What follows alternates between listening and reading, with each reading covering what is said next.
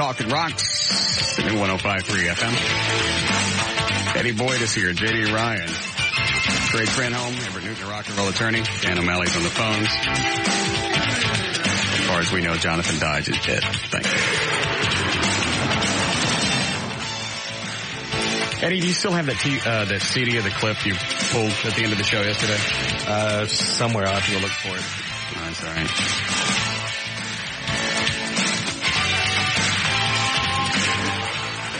Maybe I chunked it. Did I throw it away? No, it's all right. I'm out of the mood. I've got to change it, man. Okay. It's one of those crappy days. Why? Leaving the house, going to print my show notes.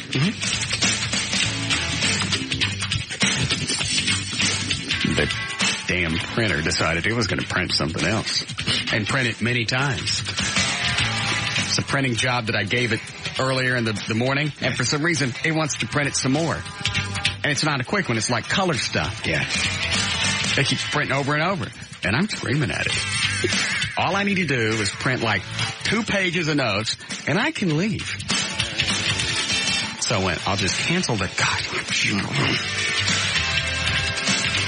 I got tree-hugging toes right now. I could hang from a tree. So I'll calmly cancel the print. Sure. The job order it's working on now, and it'll go to the next one. Oh, no. It cancels everything. All right. I'll turn it off and turn it back on, and we'll start again. Perfect. It tries to print that same crap from before. Yeah. So finally, I just send my show notes to... then I got 2 printers at home. So I try printing on the other one. It's headache.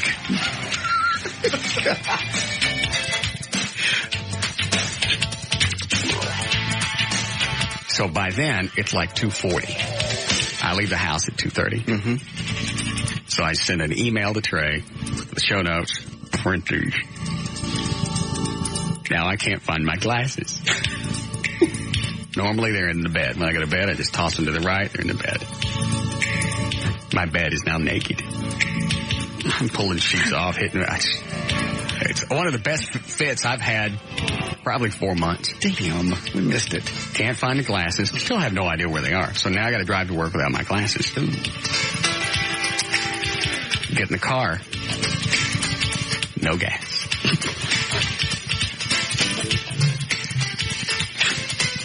Flying down the tollway. State troopers in front of me. Nobody's passing him. Pass him. Get a ticket. Pass some balls.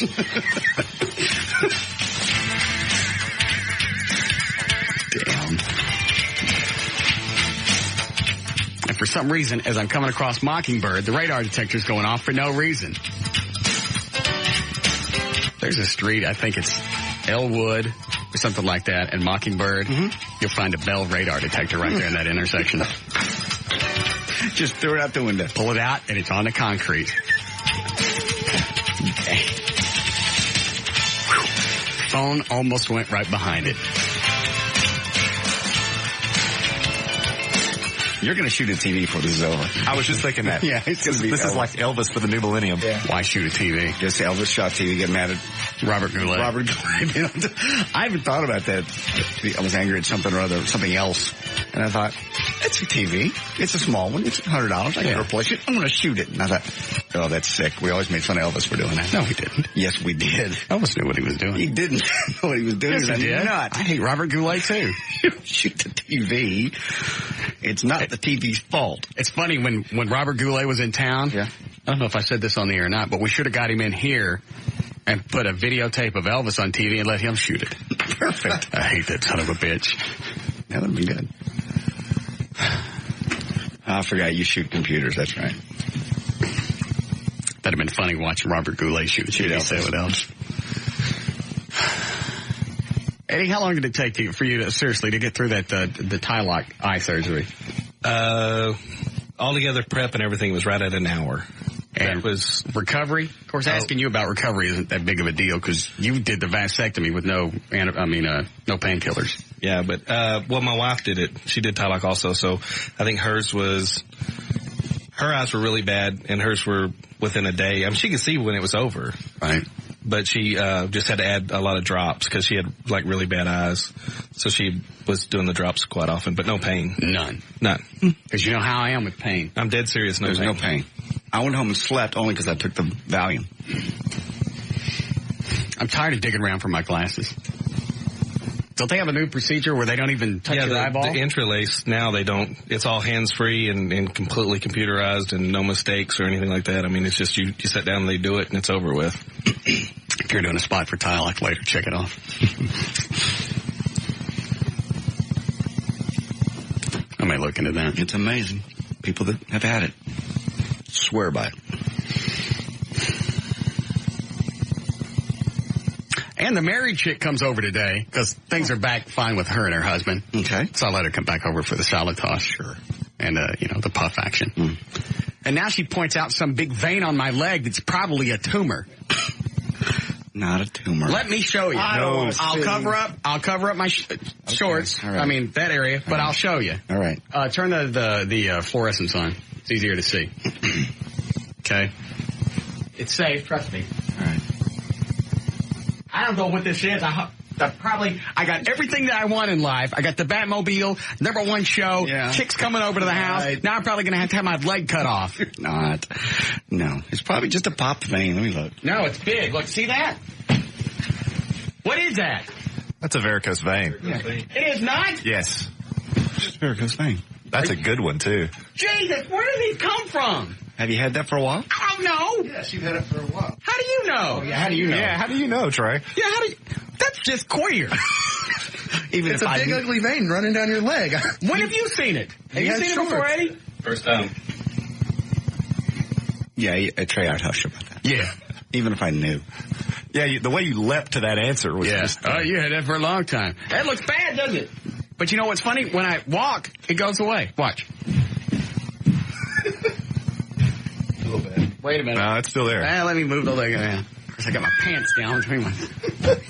No? You're dancing around. What is that? It's a varicose vein. It's just it's not... How do you get rid of those? You can have surgery. There's a procedure. What do they do? They lance it. Well, look. Really? They cut the whole vein out? I think so. No, they don't. Just flay the leg open, just that 6-inch portion of your thigh. What if I... Look. See, now you can't see it. Just walk around holding your skin up like that and you'll be fine. It's funny, when you stop, it's like the blood settles there. Is this going to kill me or anything? No. It's just unsightly. Damn. What does that cost to get fixed? I don't know. Somebody will call in and do it for free, I'm sure. Does Fettner do anything like that? I doubt it, but I can check. Check with that. Also, I want to get a smallpox shot. Okay. If government workers are getting it, I'm far more important than them. What are the people keep talking about the downside of that? Anybody know what that is? I don't know. The negative? Flip off the fluorescence, would you? Yes. I don't either. Trey, how long ago did you notice this thing on my leg? It's just queer. Never ever say anything like that again. But now that it's out, when did you notice it? What were we doing? You were doing yard work. I was trying to sell your house. Oh, all right. Good, that sounds manly. Mm-hmm. We was punching each other with hammers, remember? Oh, yeah. I was gazing longingly at you as you mowed your yard. Remember that day that both of us had the acetylene torches and we was burning skin off our arms? That's when I noticed it. Damn. How come nobody ever said that? Because I never see you with your pants off. And when I do, I cover my eyes. How long that's been there? How do we should ask Trey. How do you not notice it? I mean, I don't never look at my leg back there. It's kind of on the side. Well, if you stand like this, you can't see it. It's straightforward. Okay.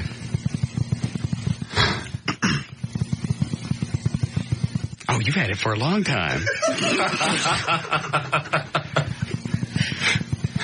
When you were putting up those window treatments, I saw it. We was doing the 69. That's when I noticed it. I almost said something, but then you had loaded in my mouth.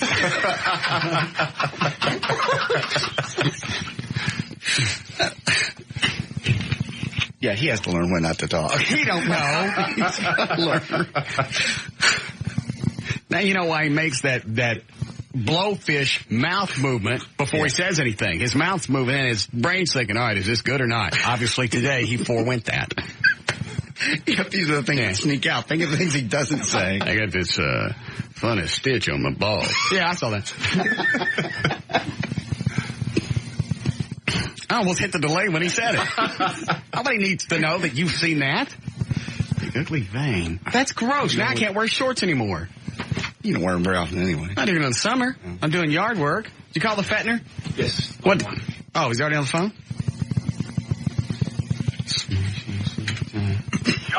Dr. Fettner? Yeah, How are you? pretty good. Happy New Year. Happy New Year. Do you do any vein work? Is this Russ? Yeah. Oh my gosh. Yeah, I heard you guys on there. No, I don't, but I'd live with it. I wouldn't take it out unless it's really bugging you. It's gross. How bad is it? It's bad. It's about Well, 6 to 8 inches long, and it looks like gosh. It's kind of bumpy. Yeah. Yeah, like a road map of Well, the the desert. general surgeons can strip them out. We don't do the vein stripping, but they can strip them out. Usually if it's causing a lot of pain or if they're really unsightly or causing a lot of trouble. Go get me a bag of ice. We don't have any in the building. We don't have any ice in the Ice building? machine's broken. Really, I just got dizzy. Okay, I know. How can you strip them out? Don't you need that vein? Doesn't it do something? No, you don't need the superficial. You need the deep vein. What are the ones on the... Really, Trey, go get me some cold water, some ice, or something, because I'm going to puke. What are these surface ones for? What now? What are the surface veins for? Well, they all drain back to the heart, but the surface veins, will dilate up and give people varicosities in their legs just from standing up on your feet all day, see? Now, what you can do is go out and get some stockings like the women wear and put those on. Oh, you. Well, I'm not wearing sup-hose. well, you might enjoy that. Well, what do the stockings do? Well, they just provide pressure and push the blood back to the heart. Oh, so do they go away after a while? No, but they keep them from getting worse. Oh, so this could get worse? Yeah, the stockings give you an excuse to dress up. I don't want to wear stockings. Doc, we're like on the They air. get you started for the weekend. That's the excuse I use. Not many people know that I got varicose veins all over my teeth. Now, that's a bigger problem. So I wear it, bro. Yeah. All right, but are there any health dangers to this? No, it's just uncomfortable. Well, I don't feel anything. Yeah, I don't even know how long it's been there. Obviously, according to Trey, I've had it for a while. yeah. Well, I wouldn't fool with it. Unless he had a bunch of them, or unless they were really unsightly or uncomfortable, Where did you get this? Oh. Yeah, I don't think you want that smallpox shot quite yet either. I ain't done with my leg veins yet. All right. Is there any pain to have that done? Oh, yeah, it hurts. You mean They have you asleep. They have to put you asleep for that. Usually but they those, wake you up, right? yeah. Usually Like a those, dog put to sleep. Well, I'm just checking. usually they'll strip out several of them. See, most people have several of them. I don't think you're going to want to get that done for a while. Is this going to get worse as I get older? Yeah, because you're on your feet all day. I never knew that standing up for the whole 4-hour shift would give me varicose veins. Mm-hmm. Oh, yeah. Yeah. You ought to try you ought to try the hose, though. You'd look good in hose. Man. All right, what's wrong with the smallpox shot? Well, it's interesting. Hospitals are all debating about what to do about that. See, the government wants teams put out in each hospital to take care of possible smallpox victims if it ever happened. And the problem is, the problem with hospital workers is they're contagious after they've gotten the vaccine, so they don't know what to do with these people for 18 days until they're not contagious to other people. So you're contagious for almost 3 weeks? Yeah, if you touch the lesion and touch something, you have to be careful with the eyes and the genitals, which would be a big problem for you. Well, you're guys. talking about people with smallpox. You're not talking about people that got the shot. No, these are people who got the shot. See, the vaccinia is a look-alike virus for smallpox, and it protects you from smallpox. So you get a milder reaction to it, but you can't. If you rub the spot and rub your eye or get it on your genitals, you spread it, see. So they'd have to, in a case like yours, they'd have to handcuff you behind your back for 18 days or something, Oh. Be a problem. How far does this vein go up my leg? Right there? 8 or 9 inches. Oh, yeah. Look at the back of your knee. What about it? You got another one. No, I don't. Yeah. Oh, that's normal. Look, see? No, it's not. Why is it just on one leg? Yeah, you got 2 of them. Shut up. Sit over there and just be esoteric.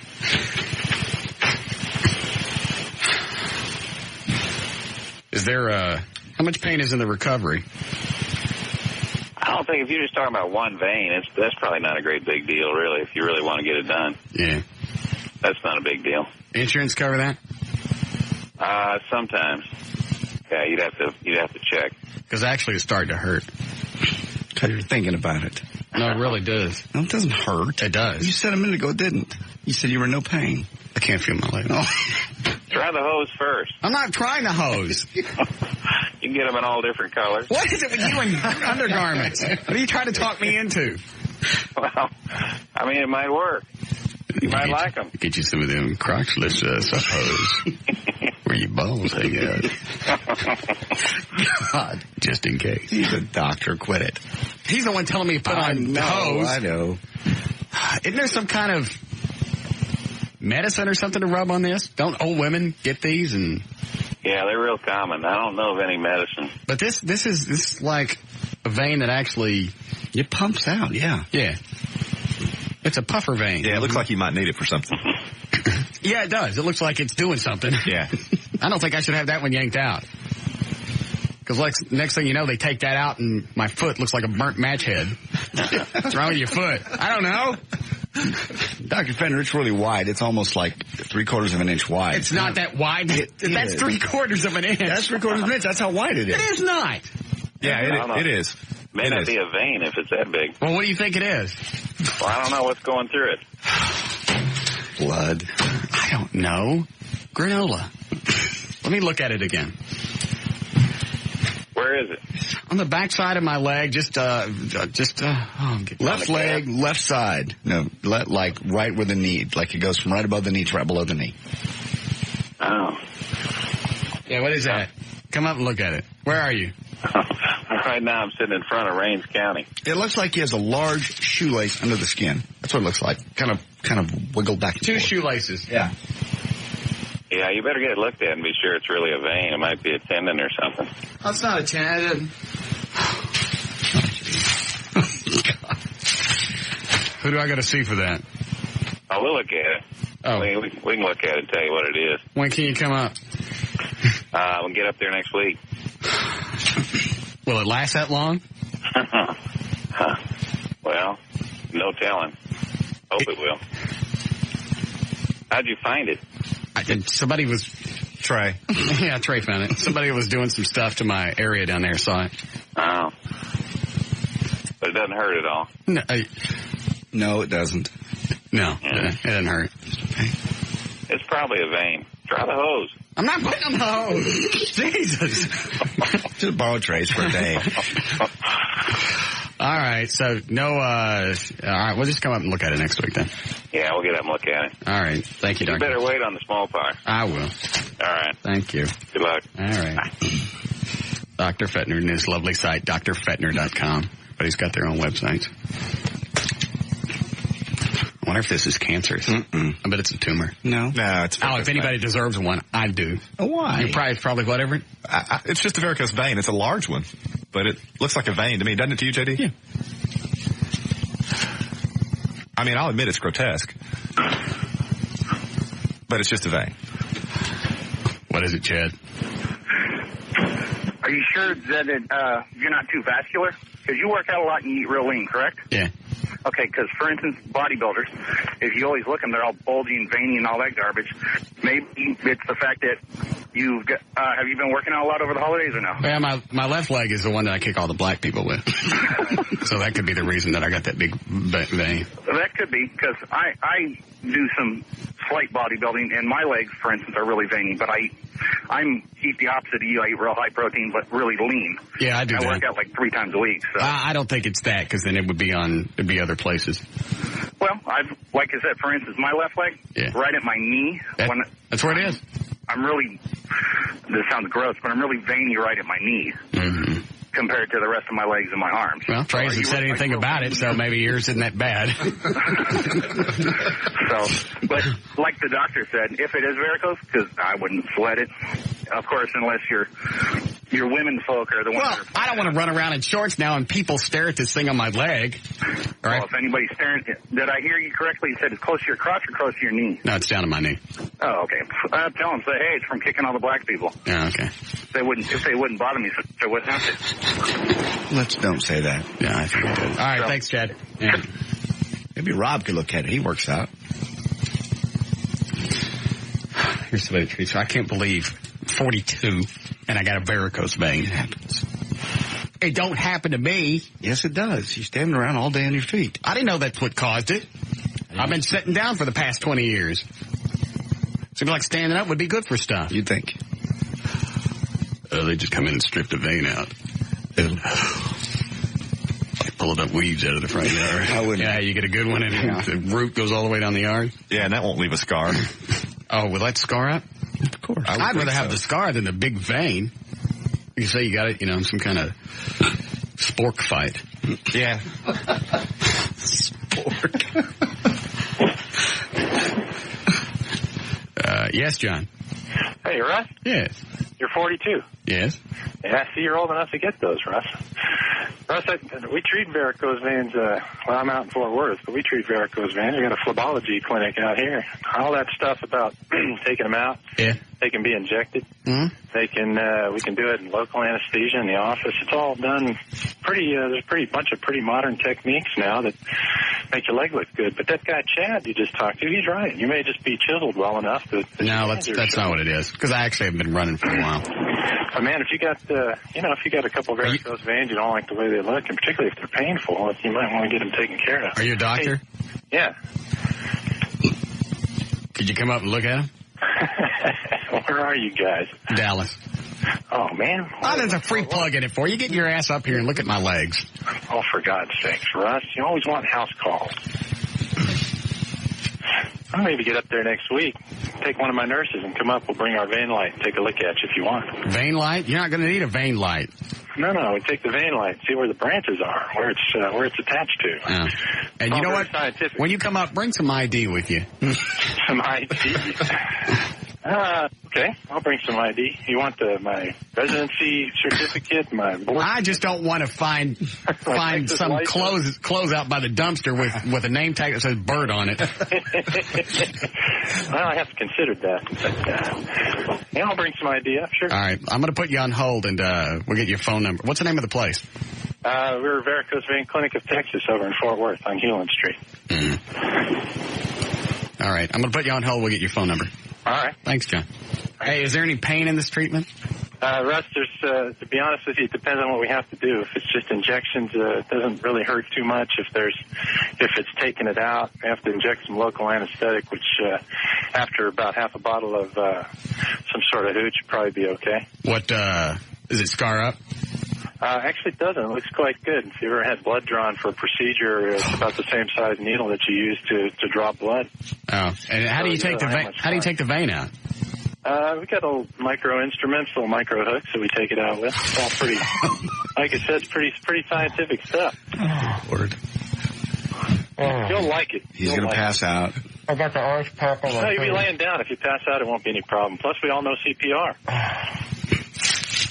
And he said it's pretty scientific. Yeah. Well, it's advanced. I feel better about that. Advanced, that's good. I like that word. I'll use that if you don't mind. Yeah, feel free. All right, I'm going to put you on hold. All right. Thank you. See? Solved.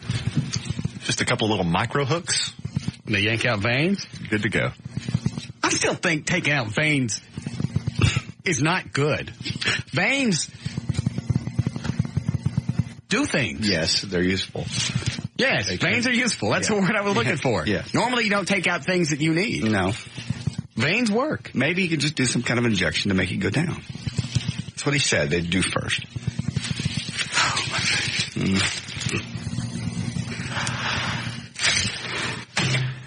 We just wasted 20 minutes on varicose veins. A lot of people have them. I just didn't know you had one. I didn't either. Had she not said anything today? Mm-hmm. I'd have never known until Trey opened his mouth. Oh, you had it for a while. It's not ugly. It's hideous. It's not hideous. Yeah. It's like a Beauty veins.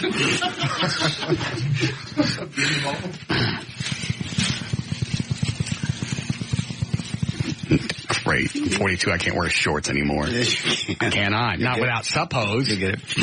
You can't, especially now, because you know the moment you go anywhere in shorts, that's the first thing people are going to look for. It's like Tom Shore and that great big mole on his neck. You don't go that many places in shorts. Anyway, you mow your yard. You don't go out to public. I never see you wear shorts. I know, but I want the option to wear them as opposed to, well, I can't wear them because I got this thing. It's like Tom Shore and his mole. Mm-hmm. I'm surprised he goes out in public with it. If you're going to have a mole that big on your neck, stick a fright wig on it. Yeah. I bet he's had it removed. I bet he hasn't.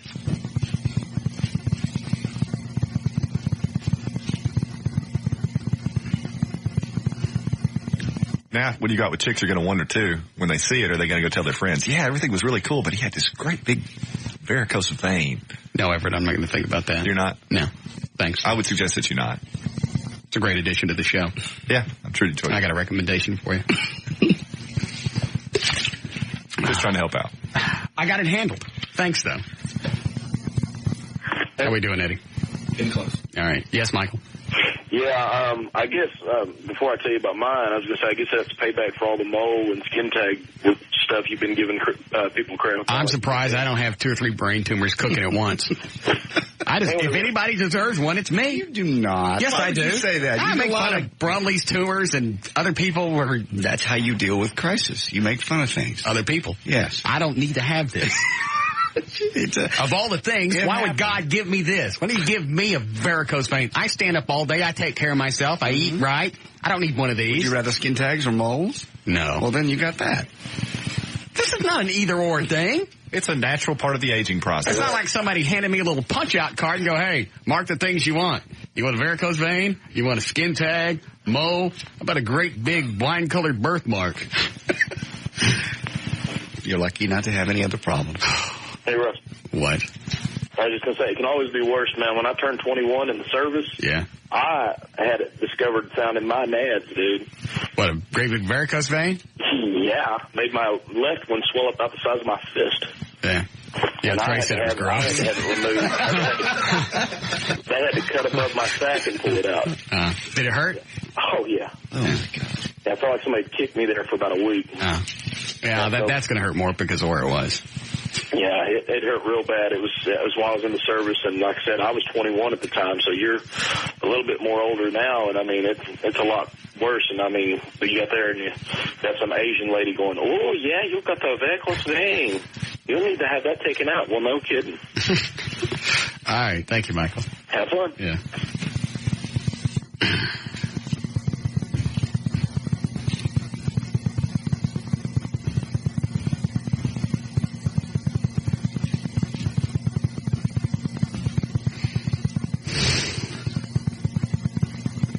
What? I knew this would happen. What? Nothing's happened. I get the Batmobile, and now my legs start to rot. It's not rotting. Of all the things that could happen to you, it's slightly cosmetic at worst. If I tan a bunch, you could see it. No. I bet you still could. You still see it. You got a guy willing to handle it for you.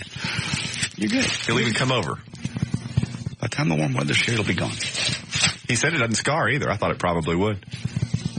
Something that big.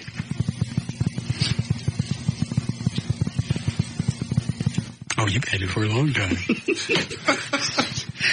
Yeah, we talked about that when you were out of the room. You really need to know when to shut up. Do these things not occur to you? I just noticed you had a hideously ugly deal on the back of your leg. It's not hideous unless you're looking for it. Next time you think of something like that, just think it.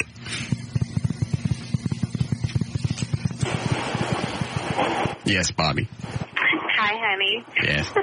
I love you, but you know that's what you get. I know you've already said that, but it's a vanity thing because you're kind of vain. So you're not going to get cancer, you're not going to get tumors, you're going to get ugly things because you make fun of so many people. rather have a tumor. At least you can't say that. Why? Just be careful what you say. Why? You'd rather have a tumor and potentially die than to have something that just looks a Well, at little least nobody could see it. You would go through chemo, though, and then your whole body would deteriorate. I like the vein then. Yeah. Yeah. I don't want a tumor no more. You don't want to do It's that. not as good as it You know what sounds. else I used to do for Trey, if he's noticed it? Because he's looking? Rocket closet. Yeah, you're right. Is it? What happened to... Thanks, sweetie. What happened to the rocket closet? Is it done? I have to go back to the drawing board and redo it. I made it out of wood and put the plexiglass and everything on, and I shot a really big fire rocket into it today, and it burned down in my front yard.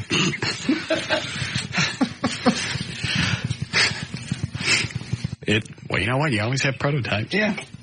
I don't think I would have built a rocket closet out of wood, though.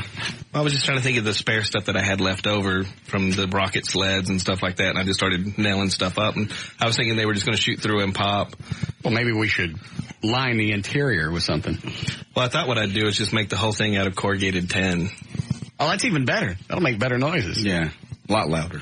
Yeah. You know what the rocket closet is? I have no idea what a rocket closet is. Pretty much the same along the lines of everything else, but it's like something about the size of a porta pot. Okay. But with metal tubes that lead into it, so you can shoot into it. Oh, okay. And then in the middle is where Trey stands. I see. Maybe we could get an old used porta pot someplace. Would that work? I kind of like the corrugated metal thing, Okay. though. Yeah, you're right.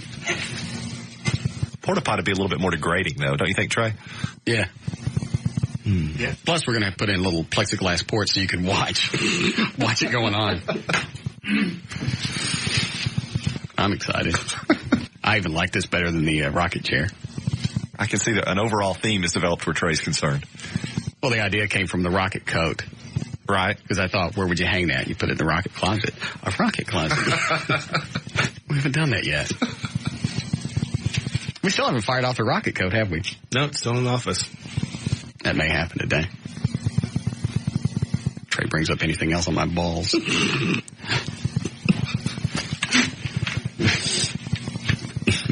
Did it for a long time. What is this CD? Oh, that is the bill. No. This was at the end of the show with Dewana yesterday. Okay. It's one of those things. Right. Like that thing on my leg. Yes. There he is. Front of my website. Says horoscopes. Uh-huh.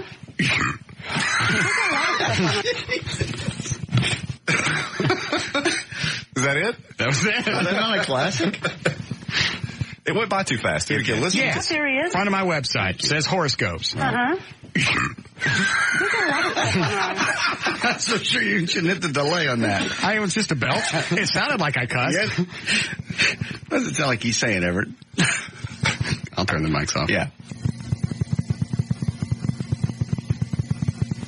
Everett picked a totally different word. Okay. Plus, I didn't say anything. It's yeah, I know you didn't, but it sounds. Yes. There he is. Front of my website. Says horoscopes. Uh-huh. Okay, I hear it now. There you go. What is it now? But I didn't say that. No, I think you I didn't. skated once again. Yes. There he is. Front of my website. Says horoscopes. Uh-huh.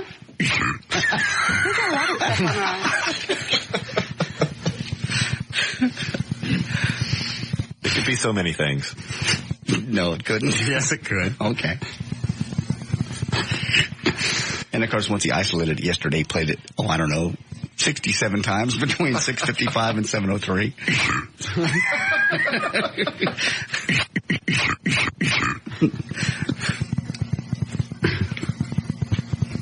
Honest to God, it's just a regular burp. Right here.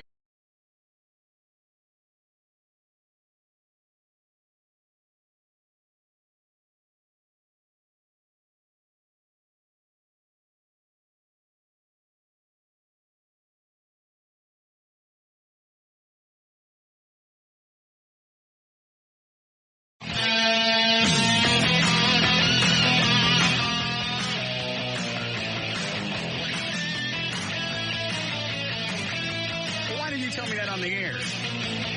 Well, it's not as fun.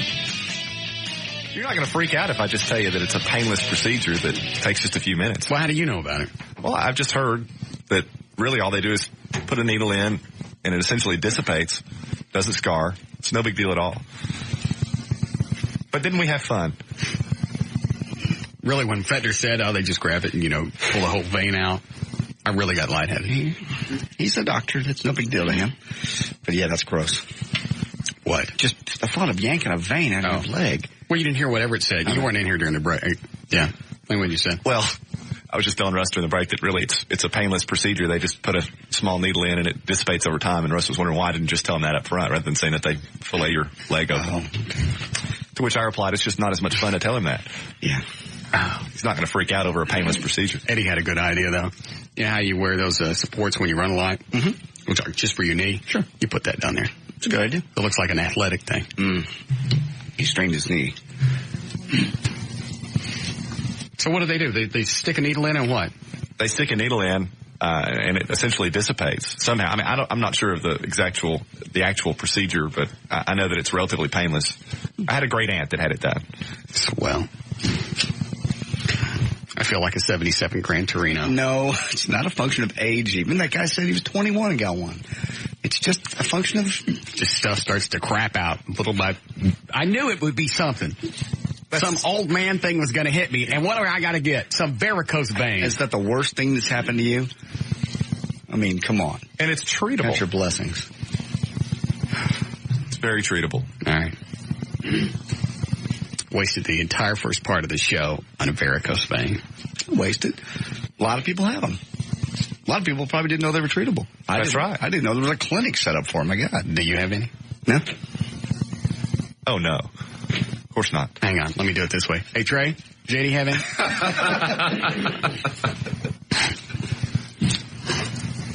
Never looked. Great. Don't I feel special? He always has his eyes closed thinking of you.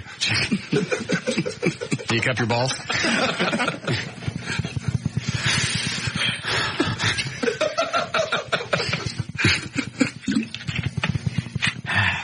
All right.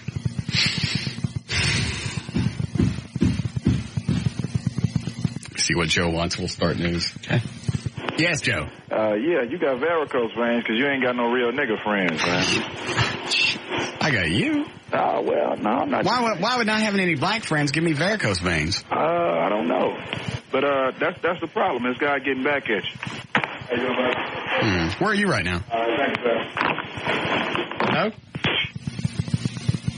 The nigga with the cookie. Sounded like he was making a sale. Was that the same guy they called before? He was like dealing out of his trunk? That's what it sounded like. Yeah. All right. Ready for news? Sure. Here's the audio. Okay. Anything else on my body I should have looked at, Trey? I really haven't seen much of your body, so thankfully. That was just the timing, Trey. You just didn't really wait long enough to go, let me think. Oh, when you were mowing the yard, I remember seeing how you bring up the same information. It just especially if I got to drop my pants for you to see something on me. And Trey goes, oh, you've had that for a long time. It's just a time. It's like a mole. You can't help but It's notice not a mole. It's like one. It's just as hideous. It is not. Yes, it is. No, it's not. It's under the skin and it's very treatable. So are moles, but they're still hideous while you have them. Well, we all can't be as fortunate as you to have pasty skin with pink nipples. You're right.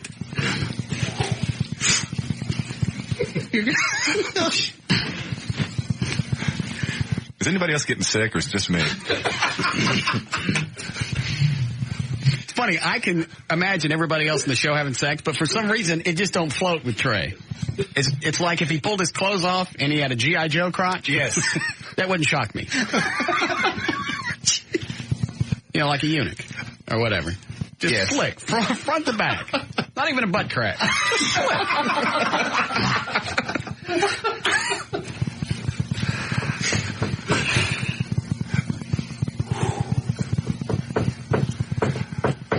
All right. You ready to start? Yes. Okay.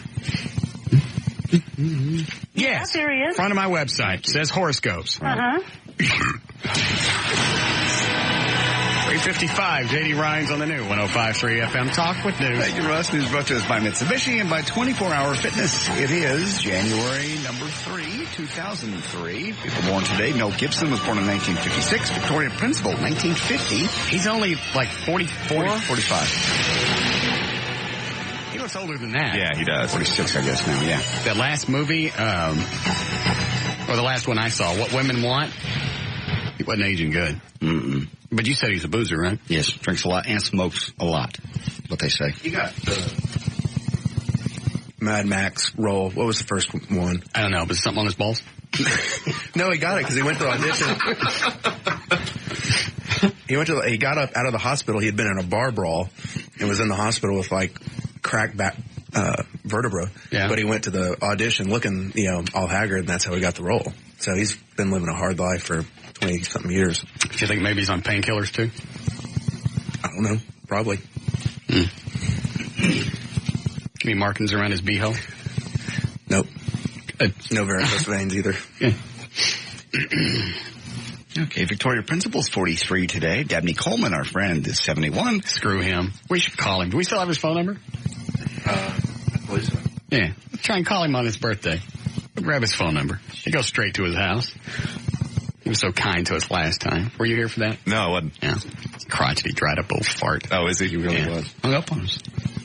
Well, you ask him about seeing Dolly Parton's cans. He's been asked that question 1,000 times. 71.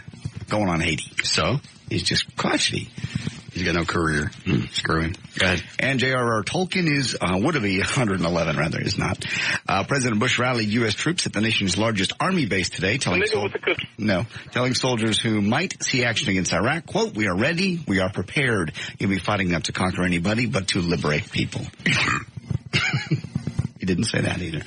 Police say an undercover narcotics officer was shot while on duty late last night in Fort Worth. Shooting took place around 5:30 outside the Easy Mart convenience store at the intersection of New York and Elmwood in South Fort Worth. Police say the female officer was shot in the shoulder and she was transported to John Peter Smith Hospital where her condition improved from critical to stable today. Did you hear the whole story behind that?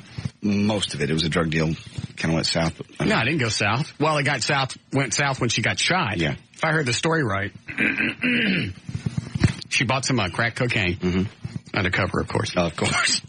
Then the guy that she bought it from goes into the convenience store. They decide to make the arrest inside. So she puts on her mask and her vest and goes in with her gun drawn. Convenience store guy thought he was being robbed and shot her. No. Yeah. You didn't hear that? No. I didn't hear the whole story.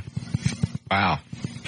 They're trying to figure out why they picked the inside of the store to go in and make the arrest. They said normally, as soon as the transaction is done, make the arrest right there. Yeah, I'm sure that's not typical protocol.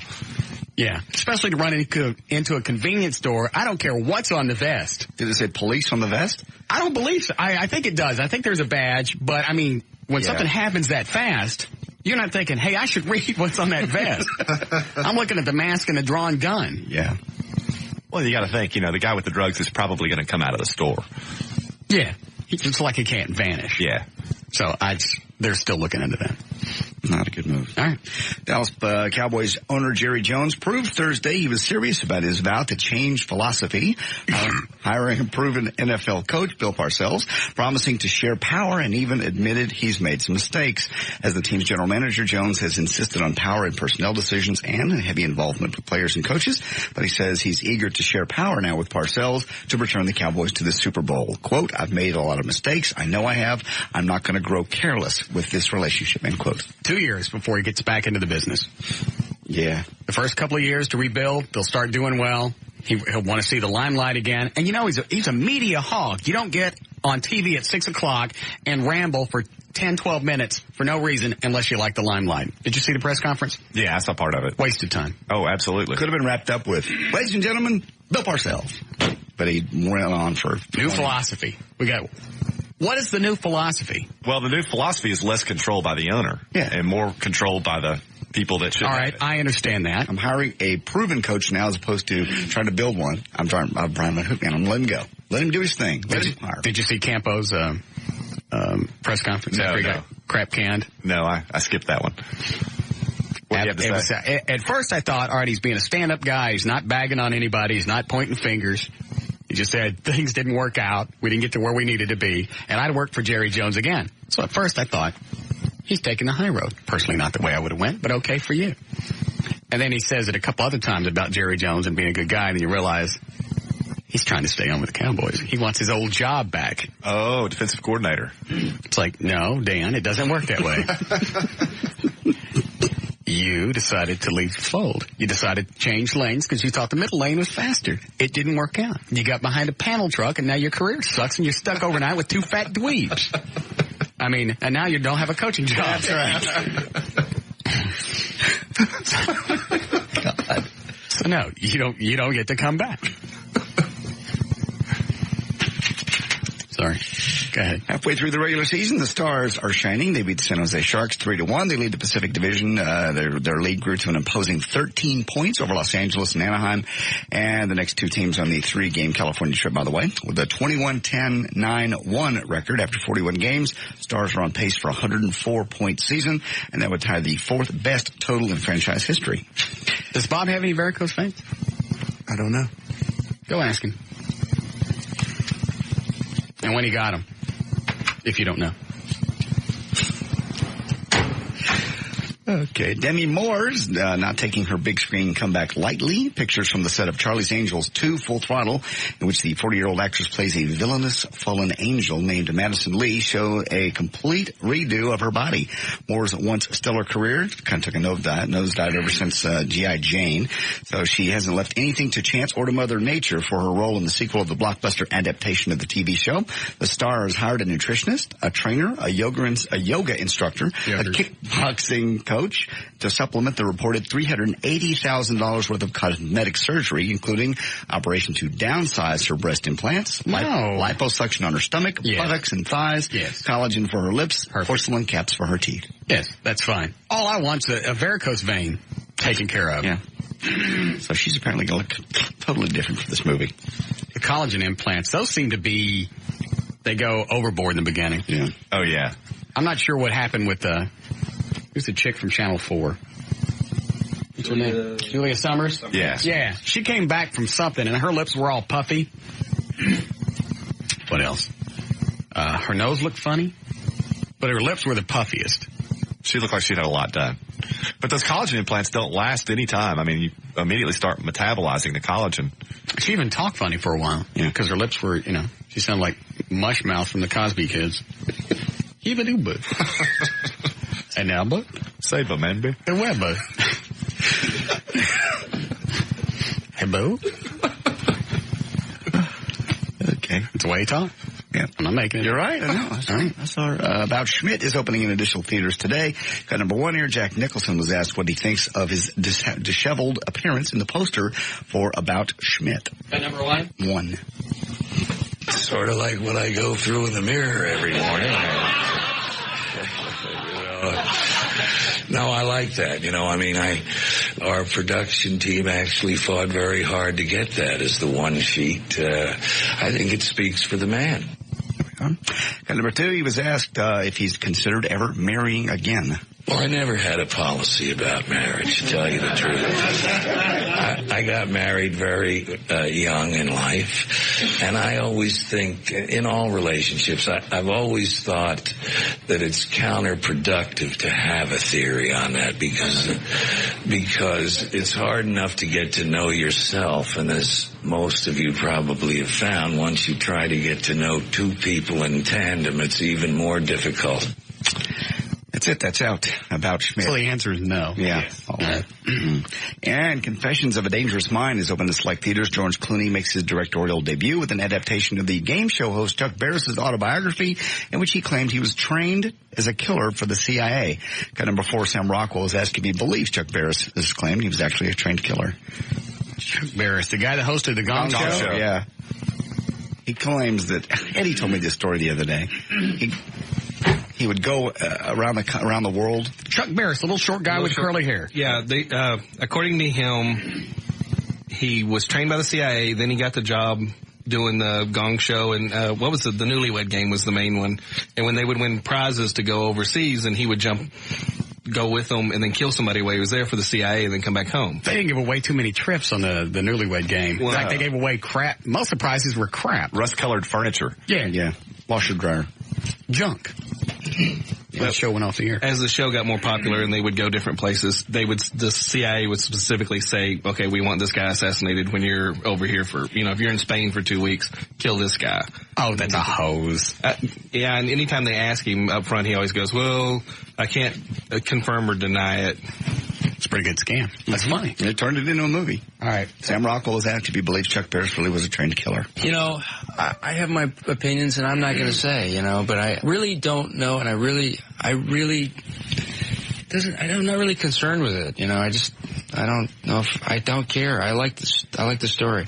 And Drew Barrymore's in this too. She says it doesn't matter whether Chuck Barris claimed about working with the CIA is true or not. Love to be able to sit down and write a book that's this crazy and wild and interesting. And he wrote something that, a Charlie Kaufman could take and write an amazing screenplay out of, and then George could make an amazing film out of, and Sam could act an amazing part. I wonder what year her cans went bad. I'm glad he put it out there because it is interesting. Yep. Really? They're not totally fried egg, but they're not great. How old is she now? And I love that he's mysterious about it. I think that keeps it more interesting. 20 what? Right at 22, 23, something. Drew like that. Barrymore? Yeah, she could E.T., she was 8. Oh, that's true, yeah. Yeah, E.T., the 20th anniversary just started. Mm-hmm. So she's probably closer to 30. Math-wise, that would, yeah.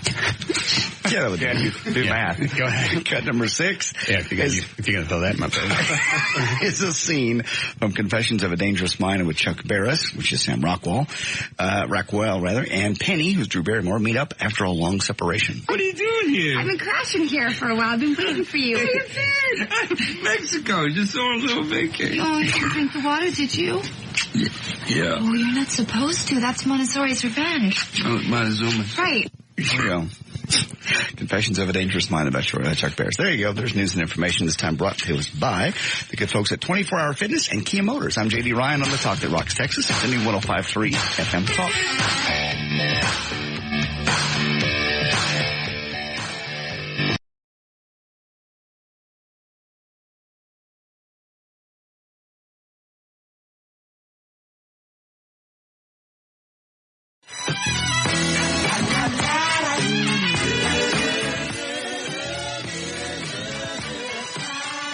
All right.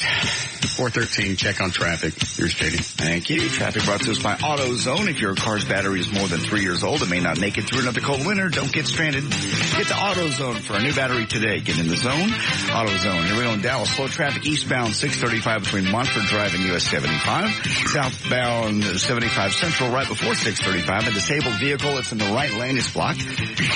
Northbound, North Dallas Tollway and Northwest Highway, there's an accident. And finally in the mid-cities, eastbound Highway 183 at Brown Trail, there's an accident. The 2 left lanes are blocked. Weather-wise, hold on. There it is. Going to be 36 for the overnight low tonight. Tomorrow, beautiful. Great weekend, actually. Mid-60s and sunny. We have 58 degrees currently at the Talk That Rocks Texas. The new 105.3 FM Talk. All right. First of all, where's the tapes of people who are supposed to audition for the new traffic thing? There's not any yet. Why not? I don't know. Didn't Bob bring this up before the holidays so we could get a tape? Yes. And? Don't have one yet. All right. There's a girl who's willing to do a live audition on air, or she can tape something. And then there's a live audition? Audition. Oh. And hopefully there's a traffic service that's going to provide. We have a traffic service. That's where Jonathan came from. So yes. Hopefully we have one. They're going to provide some tapes. I saw Dr. Hamilton walk by in the hall. What's he doing up here? No. All right. What else was I going to ask you? Did Bob say he had any varicose vein? Said he did not. Swell. Get Dr. Hamilton in here. I just remembered that. What? You wanted to beat your Batmobile to death. Did you hear that ever? He's got that Batmobile and he's sitting there with a hammer one night. He goes, I thought about it again last night. Get him in here. I don't want to talk to him. He drags the show. He's a car with no wheels. He drags the show. He's a psychiatrist. He can maybe a nut. Maybe give you a little insight as to why you get something nice and want to destroy it. That's easy. Why? It's because you don't allow yourself to enjoy your success. It's a common thread in your existence. See? I always know something bad's going to happen. It doesn't, like this monster varicose vein on my left leg. It's hideous. It's ruined my life. It has ruined your lives. It's kept me from getting many movie parts. No. You haven't had any movie offers. Because this damn varicose vein. The sad thing is, your behavior is self-reinforcing, because what happens is, you get something nice, you don't allow yourself to enjoy it, nothing bad ultimately happens. So internally you're telling yourself, you see? It's coming. I didn't let myself enjoy this, and therefore nothing bad happens. So the next time the same situation presents itself, I'm going to do exactly the same thing. Right. If I enjoyed it, then something bad would happen. Exactly. So I'll get good stuff, but I won't enjoy it, and nothing bad will ever happen. What a great life I have. You thought about taking a hammer to the Batmobile. Exactly. For all the crap we went through getting that car. It fits into that scheme, though. I looked at all 3 cars last night. I thought about just going on a tear, banging them all up. That's not right. Something's wrong there. It's almost becoming overpowering. Well, there's nothing you can do. You can't take all the objects out of your house that you could beat your car with. You won't do it, I know. You love that car too much. Just a weird feeling. I know. You talked about, well, haven't you ever had that feeling? No, I never held my kid and went, I wonder what happened if I threw him off his balcony. Oh, yes, you have. I'd never. I tell me you have thought about it. Yes. Yeah. But in the past 2 or 3 months, you've thought about it. Not as an innocent baby, though. You talked about throwing your dog off the balcony. I didn't do it. I know, but you thought about it. I never once even crossed my mind to throw something that's helpless, like a car or a dog. But that's what makes it a hideous thought. I guess, but people have those all the time, don't they? Sure. That's a question for Dr. Hamilton, not for a lawyer. Don't let him in here. He can call in. What? Nobody said F you. Nobody said that. Yeah, I'm going to let an F you slip out. If I said F you, the phones would have lit up. Mm-hmm. No, it didn't. Anyway. Bob McNeil just came and stood outside the window looking here, and he's just staring. Like, what are you doing? Well, what is it? Then he said, you could see him mouth F you. Did he think we let one pass, or did he say F you to me? That's you. Why? What'd I say about him? He couldn't come in the studio. Dr. Hamilton, not Bob. Oh. I'm talking about No, I'm not talking to Bob. I have no use for Bob in this instance. Maybe after a couple of drinks. What the hell he was doing? I don't know, but all right, never mind. We've already explained this, so we don't need Dr. Hamilton. Dr. Hamilton can call in. I don't want him in here. Do you want me to get him to call in? Dr. Hamilton can call in. We don't really need him in here.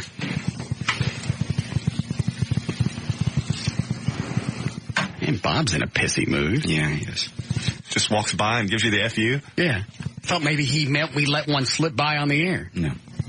He thought, again, misunderstanding, that you weren't allowing him in the studio. Well, now I'm not.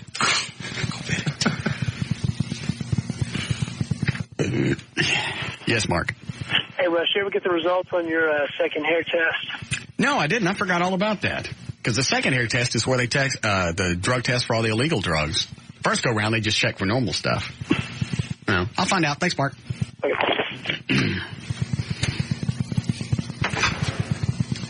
Is he calling in? Yes. All right. There he is on line 4. Dr. Hamilton? Yes, sir. How are things? I'm doing fine. You? Fine. When is the doc shop on the air on the weekends now? It's on Sundays from 9 to 10. In the morning? In the morning. Okay. What's up? So let me run something past you. I don't know if I've told you this before. Okay. Is it unusual to have nice things and look at it and think you don't deserve it? Well, for some people it wouldn't be, no. So it's not that unusual? No, it's not that unusual. All right, thank you. That's all I It needed. must be about you, right? Yeah, he got this Batmobile that we've all tortured over for months and months and months, even years, actually. Yeah. And he finally got it, and he's looking at it in the garage the other day. He has a hammer in his hand. He thinks, well, I'll just beat this thing to death. Just smash it up in little pieces. You gotta be kidding. No. I didn't do it. You thought about it. I think about a lot of stuff I don't do. I know, but you said, haven't you ever thought about it? No. I just thought about throwing his dog off the banister once. So what do you want to do that for? I didn't do it. It's just one of those things. I have an active id.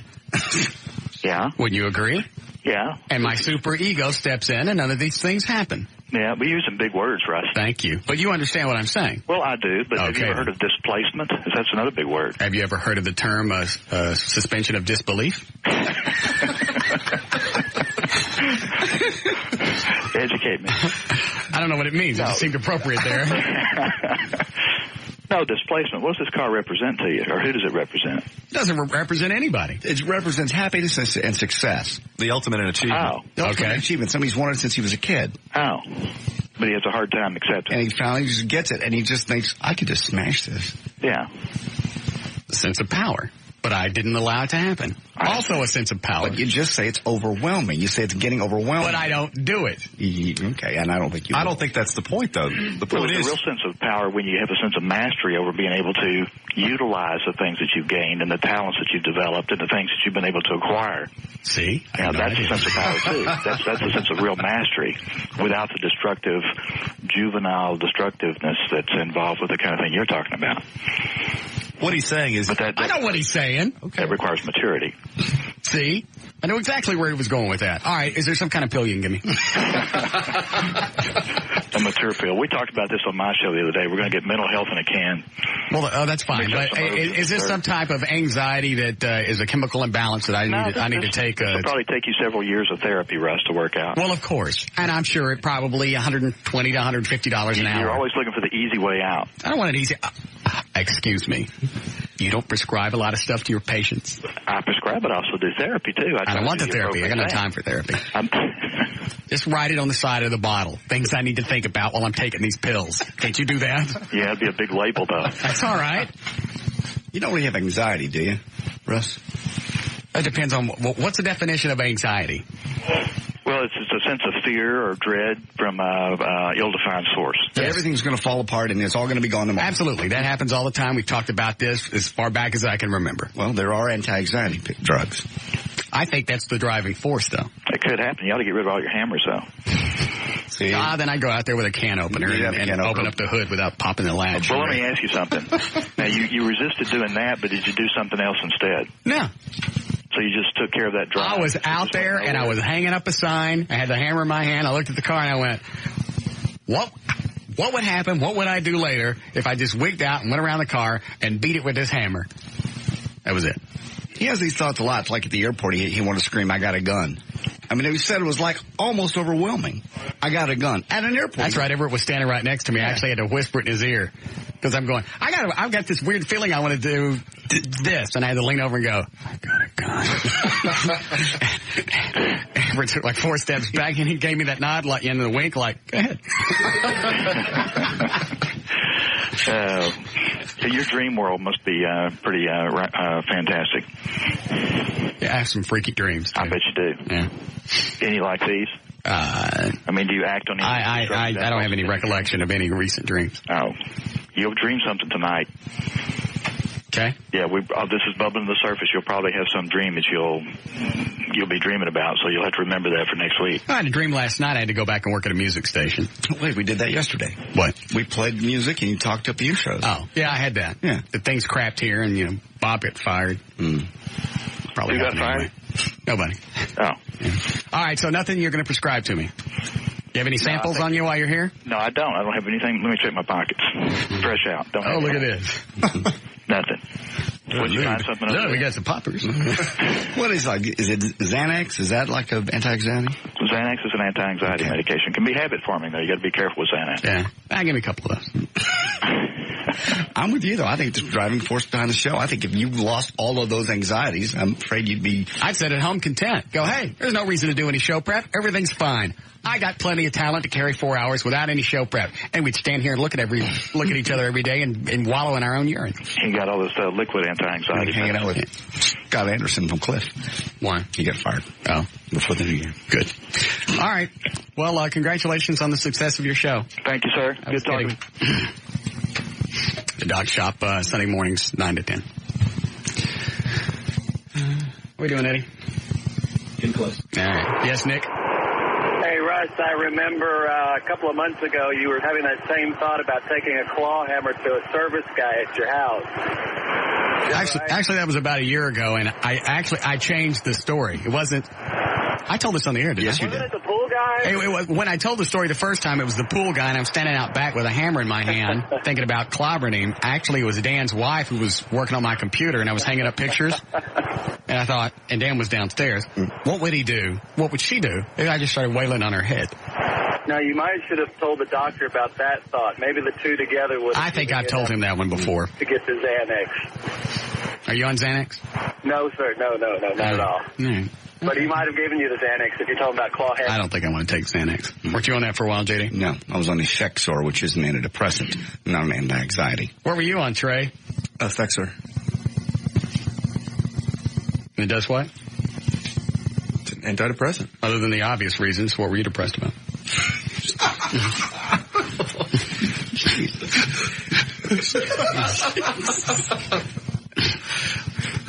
I mean, there was no reason to go into detail. No. It had just been a lifelong problem. With anxiety? Depression? With depression. Was it depression for no reason? Yes. Going back to when I was a child. Are you still on? Mm-mm. No. So you've stabilized? Yep. We'll fix that. Yes, it's good that you've come to this healthy psychological environment. Yeah. Yeah, this is not a good place not to be on something. All right. Do me a favor during the break. I want to talk to Dewana. Okay. Get her on the phone really quick. Because I want to find out where these two chicks are that are supposed to happen this year. Because I don't see any chicks in the future. Okay. She underlined the fact that LA's not going to be around. Mm-hmm. So that'll be fun. This guy's been on hold since 3:20. Yes, Clint? Hello. Yes. Yeah, I just wanted to tell you. Damn. I must have hit the button. You must have. That's cold. It's just cold. It's not like he's on a cell phone, too. I can't think of any reason I would sit on a phone for over an hour to wait to get on a talk show. Mm-mm. Well, you'd think people would learn by now what happens. Yeah. Those are too easy. Those are gimmies. I get new listeners all the time. Yeah. All right, we'll be back.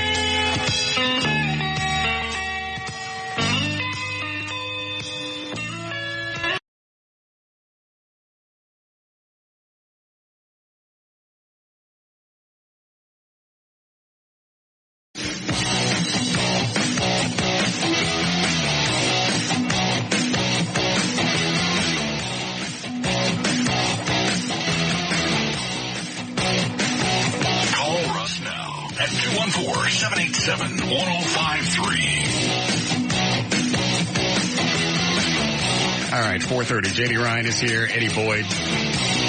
Everett Newton, the rock and roll attorney. Dan O'Malley's on the phone. Thank you. All right, is that Dewana? Yep. Hi, Amazing. Hi. You didn't mention yesterday when I'm supposed to meet these two chicks this year. I think one will be very quickly, and then the other one will be towards the end of the year. It might be summer, it might be June, July, somewhere in there, August. But this one will come in. There'll be one it'll come. It's like a roller coaster, goes back down, and then the other one's going to be one again. And I think this first one's going to be somebody that reminds you of someone before. I hope it's not someone you've known already. Well, I'm supposed to get together with somebody tomorrow night that I went out with early last year. Ah. What does this one look like? This one has kind of brownish hair, and she's built pretty good, though. Yeah. You know? Mm-hmm. But, that could be anybody. Right. No, you nailed it down. You're good. Yeah. She's good. She's good. Yeah. You missed them yesterday, Everett. She was giving her predictions for the year. Oh, is that right? Earth tremors in California. No kidding. Mm-hmm. We're going to war. What was the other one? Oh, J-Lo. J-Lo's going to have a rocky relationship with Ben Affleck. I'm... Now, why do you want to know that? Psyche. She's good. Yeah. You're good. She's good. Tell Everett he needs to stay out of this. I don't have the same love for him that I have for you. What did I do? Doesn't make any difference. See, she'll get drunk and tell you you're going to die. Yeah. When? How's Everett's band going to do, the new band? There's going to be some problems with one person, and they'll probably be leaving pretty shortly. But the band's going to look. It's still got some things that you want to straighten out, though. It's not bad. I mean, Could you want to be slightly behind the curve on everything? could I? No comment. Okay. All right, I'm talking about the new incarnation of his band. Okay, that's already happened, what I just said? Yeah. Oh, okay. No. You know how she knew that? He's going to let it go. She's good. She's good. You're good. No. You are. You're good. It's still going to happen again. You're going to lose someone else. Is there anybody iffy on the horizon? No. You mean for him? No, I'm talking about, I'm asking him. No, not at all. The new lead singer's fine? No, everybody's great. Didn't you just get a new drummer? Yeah, we got a new drummer. A guy used to play for Solinger. Johnny Solinger now plays for Skid Row. That's a connection there. But, everybody's very much down with it. Is this Everett's band? Yeah. For his. It is his band. Yes. Okay. Well, it's a collective effort. I wouldn't characterize It's your band, though. Well, I'm in it, yes. Right. You can't get kicked out. No. It's your band. Okay. Like I can't get kicked off this show. My show. Right. Okay. All right, so this first chick I'm going to meet when? It probably... Or could it be the one I just told you about? It could be, but I mean, it's real close. It feels like she's right on top of you. All right. Initial name, anything? I didn't on this one, but you still got an M that's playing around real close to you. An M. That's the one later in the year? No, I think that's going to be around here pretty close shortly.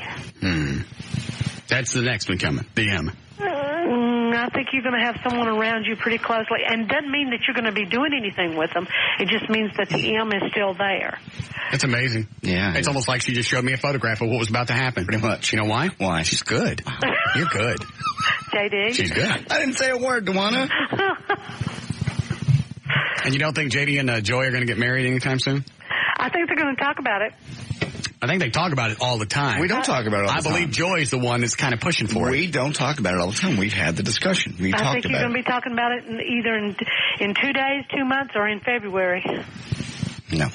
Yeah, 2 weeks. All right. Valentine's. Think what you want. We've had the discussion. You're going to have it again. How many times have you had the discussion? Theoretically, once should take care of it. Have you had it more than once? No, just about once. You're going to have it again. Oh, okay. You say so. Uh-huh. Why would she want to stay in a relationship with someone that's never going to commit? She's happy in the current situation that it is, and where she's telling you that. Where she's living. And well, then if she's lying to me, I have no way to control that. But I've been honest and happy the way things are. Yeah. Okay. Sounds good to me. I need my space. Okay. How's the relationship going to work out with Trey and Valerie? Excuse me? You didn't know about that? No. You're not any good. Excuse me? Not a relationship. That's why you don't see it. They had a date. They didn't have a date. They showed up to a party separately. They had a date and left. They had a date for New Year's Eve. No, that's a date with Valerie. Trey and Valerie had a date? Yes. Not really. Trey? Not really. Don't you guys like each other? I thought you did. Really? No? I like Valerie. She's fine. I mean, no dating. You asked her what she was doing this weekend today. She was in our office. I was making No, that's not small talk. I didn't ask her what she was doing this weekend. Trey, you're easy. He is. Yeah, he is. You don't think he is? Oh, no, I know he is. You're good. I know. So how's that going to work out? Trey and Valerie? No. Yeah. No? Okay. L.A. Lamont, how's she going to be processed since you don't see her in Russ's future? How will that end? Oh, I think she's going to stay around. Okay. I don't see her being a woman that he has a long-term relationship, other than her being in and out of his life. See? That's exactly the way it was, and that's exactly the way it's going to be. Just not what she wants. That relationship has nothing to offer to me. That's true.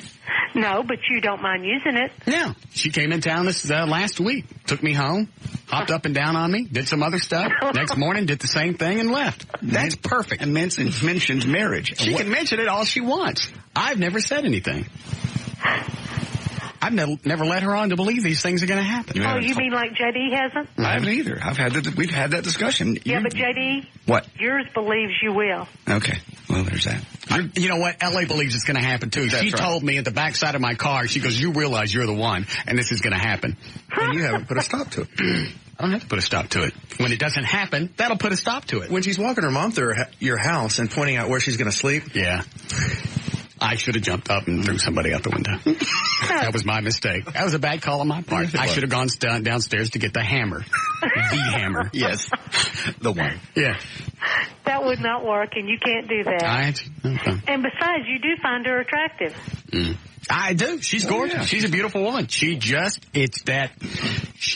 I mean, other than vitally, no. You find her attractive. There's something about her energy that makes you attractive. I like the fact that she's driven. I don't like the fact that, that she sucks for a living. Excuse me? You know what she does. Yeah. Okay. Okay. All that didn't go out on the air, by the way. Oh, it didn't? No. Okay. Good. No. She also lets people... She does that. Yeah, well, that wouldn't be... No. No. That wouldn't be something you'd want to watch. No. Not from your wife. No. Also, at other times, probably a movie, she's probably... in her eye. Russ. What? Mics were off. Thank goodness. Yeah, all those things have happened. Yes. They have. See, those things are the things that you really don't look for in a spouse. Maybe the eye part. But not with other people, and you certainly don't like video documentation. DVD quality. Yeah. No. Well, the quality might be nice, though. No. Anyway. So there's nothing that the relationship doesn't offer me anything. And even if she had a normal background, the yap stuff, that wouldn't last. Well, and she wants to have kids. She wants me to get a vasectomy reversal. None of that's going to happen. Ooh. Well, see, that would get on my nerves, somebody talking all the time. And she's trying to change me. Mm-hmm. Oh, you're kidding. She didn't like the car that I drive. She didn't like the way that I dress. Now, why is it that people do that? They find somebody that they find attractive, and then they want to change them I'm completely. close. Bob McNeil has said it before. Chicks will look at you and see something that they can work with. Yep. I don't. That's why you've been married for so long. Well, he's my best friend. A guy will look at a chick and go, all right, I'm cool with that. This one's fine. I'm not going to change anything. Perfect. Chicks will look at a guy and go, all right, that's a good starting place. And that's exactly what she's trying to do with me. Walking through my house, looking at different. She made fun of my Christmas tree. Why? It's beautiful. She said that's an 80s tree there. The way I had it decorated. Tree. Why don't you put a picture of it I had it cut in a mullet. People, what did you say? With a long part near the wall. That would be. Right. I'm with her on this one. Yeah. Well, she's making fun of the tree. I went, that's my effing Christmas tree. It's just a tree. I went, do you have one that big? Oh, you don't? Maybe a few more. Pay for it. Oh, God. Damn. Ooh.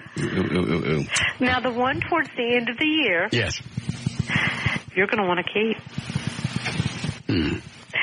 I thought it was going to be the one that was close to the front of the year. All right. Well, that'll be fine. It's worth waiting for then.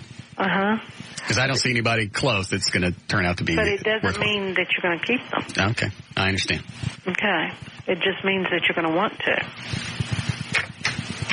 Am I going to end it, or is she? I think it's... Because I try really hard at relationships. It's going to work in itself. You know, and you're going to go... What? You heard me. Uh-huh. He does work at keeping a relationship together. He does. I have to give that to him. You don't believe that? He does. Russ is a nice man when it comes to women. If I see potential in the relationship, I'll work around any problems. He sure does. Too much so sometimes. Don't want, huh? What? You're good. No, he does. He doesn't. But he does. Yes, I do. Most recently, you haven't because you haven't had to. You don't even pick women up. Yes, I do. No, I meet chicks all the time. You broke up with a chick because you had herpes. You broke up with another chick because you had a mole. That's gross. Both of them are gross. Well, okay. I mean, which mole? Are you talking about the chick that had the mole in her shorts? Yeah. She had like a festival of moles going on. You get her panties down, and those were the kind of moles where it's just like a bunch of them and errant hairs sticking out of all of them. It was tattoos. You find something wrong with everybody. And the herpes thing, I don't want no herpes. Well, you don't want it. You can protect yourself from it. The girl was right. You don't perfect always. in every other way. You can't. I don't want herpes. And you can give somebody herpes even if your herpes isn't remission. And you can still get herpes even if you're wearing a condom. I don't want herpes. I don't want no sprinkles on my cupcake. I know. All right. But nobody wants a herpes chick. That's why they have organizations where they take people with herpes and they hook them up with somebody else. Because what do you care if the blisters get bigger? You know, one of the things I love about you, Russ, is your sweet nature and how you are so precious to people. That's one of the things I love about you. I don't. Do I? Stop, Troy. I just, there's no, the herpes thing. I like the chick, but I don't want that. Okay. I mean, she had her? She had Freds on her Sanfords. Do you think she's listening, Russ? Nah, this was back in 94. Oh, okay. You want to go ahead and say her name right quick? No. Oh, okay. You broke up with a lot of different women for just ridiculous. One of them had, 6 toes? Did she have 6 toes? I can't remember. Some chick did. But it's always something little. But you find the 6 toes thing was because I did the little piggy went to market, and when I got done, I still had one left. Yeah. So the 6 toes thing, no, I would pass on that. And no STDs. I don't want nobody with chachis on their Joni. Well, and also, let's go on to one other thing. You like Vans on their Lewis. And you like Trent in their woodpile. Yeah, God. I don't need any of that. I understand. Okay. And you like for a woman to look both sides be the same at the top. Well, their cans are the same size? Yeah. Yeah. I like symmetrical chicks. Well, we all like that. Yeah. With that sprinkles on. With little booties. Absolutely. That's what I want. Uh-huh. But the last 6 or 7 that have come through, you've dismissed for little reasons. Well, the mole thing, the chick with the mole festival, that can be handled. Right. I mean, there was a mole Mardi Gras going on in her pants. It was. I would. She goes to Mardi Gras, and they don't say, show me your cans, show me your moles. I don't think so, but okay. She'd come home with 70 pounds of beads. Oh, Lord.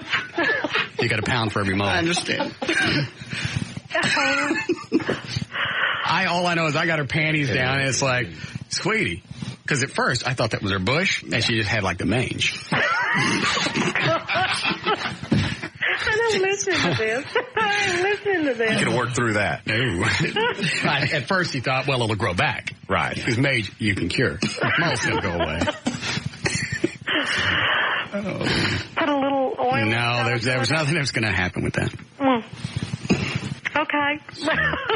So he doesn't try recently. Yes. Now, you haven't had to. You don't even pick women up for dates. When was the last time you picked a woman up, took her to dinner? You drove to her house? Drove to her house, picked her up for dinner, put her in your car, opened the door. Wait. Slow down. Let me think. That's a regular date what everybody else like us have to go through. That was about 4 years ago. No. 5. Right after we started here. Oh, this station. It was April of 2000. Okay. Oh, you went to somebody's house. Mm-hmm. I'd pick her up. Regular dates. Very nice. But more often than not, you don't. You haven't had to. No. They deliver. Yes. So? The journos.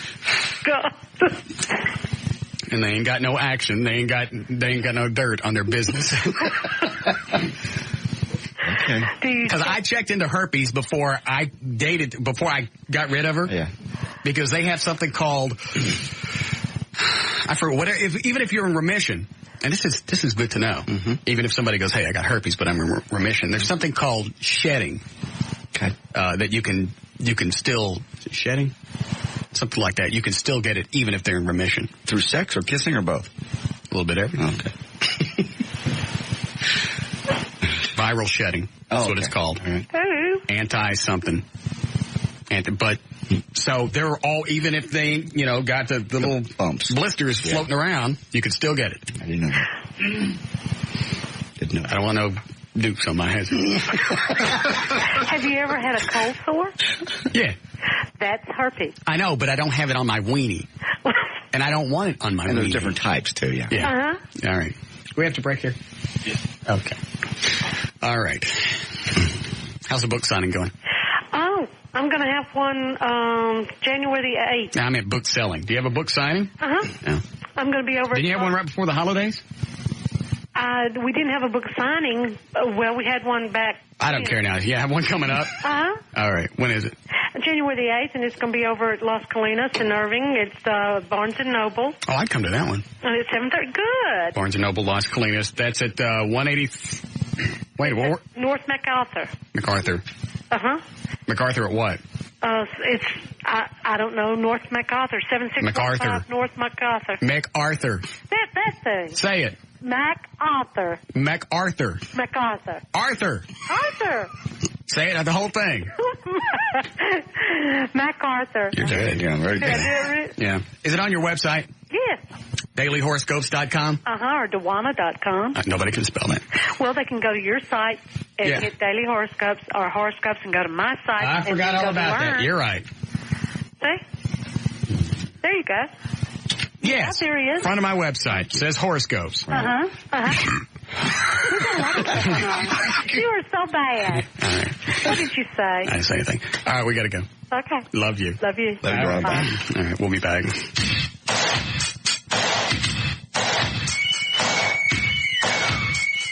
More of the Russ Martin Show coming right up.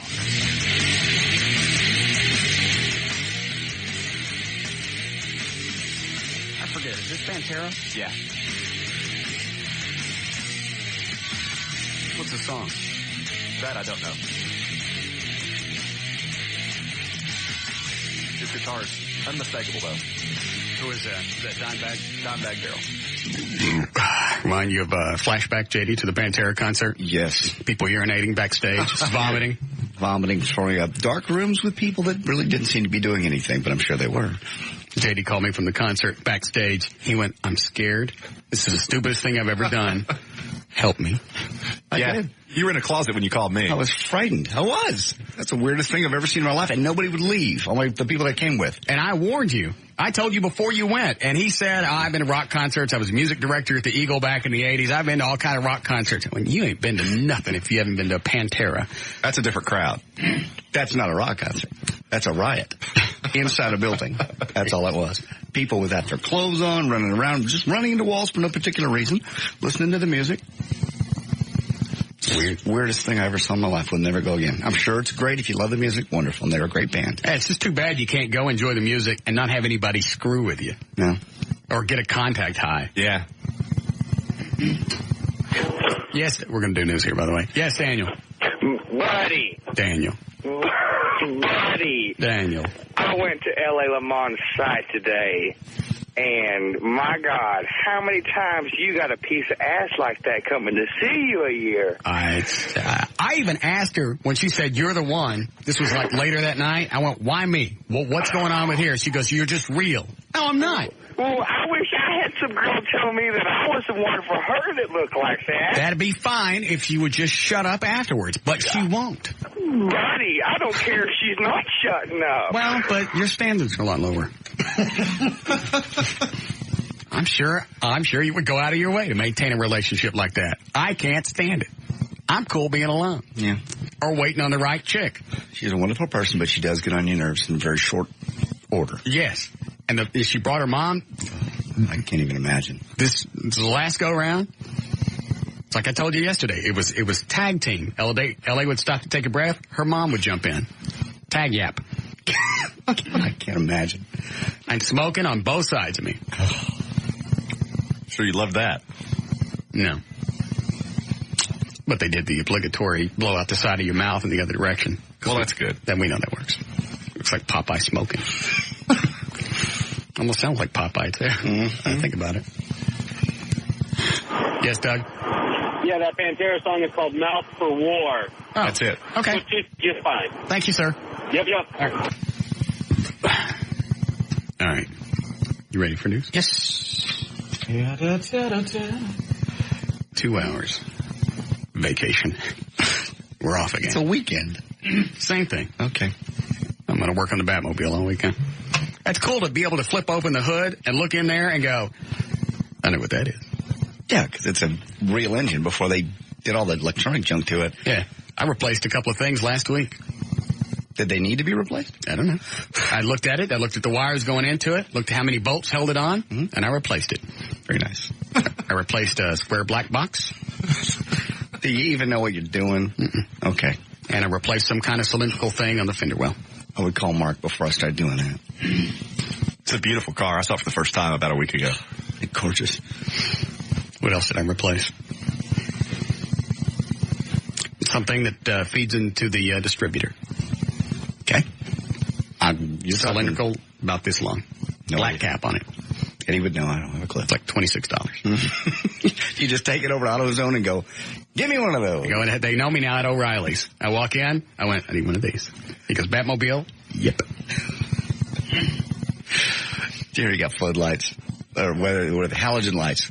Oh, no. I didn't Color scheme matches the car. Oh, black. Oh, they're cool as hell. Black and red. Because now I got all this stuff to work on the car, and I couldn't see what was going on. So I ran to Home Depot. They got these great big 500-watt halogen lights, dual lights. Each one is 5.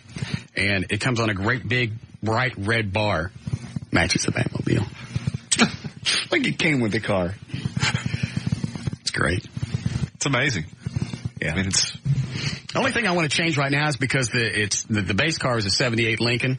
It's got a luxury car exhaust. It needs to rumble. Yeah. Because you stomp on it, you hear the 4-barrel, but it don't rumble. It needs headers. Oh, Jesus. It does.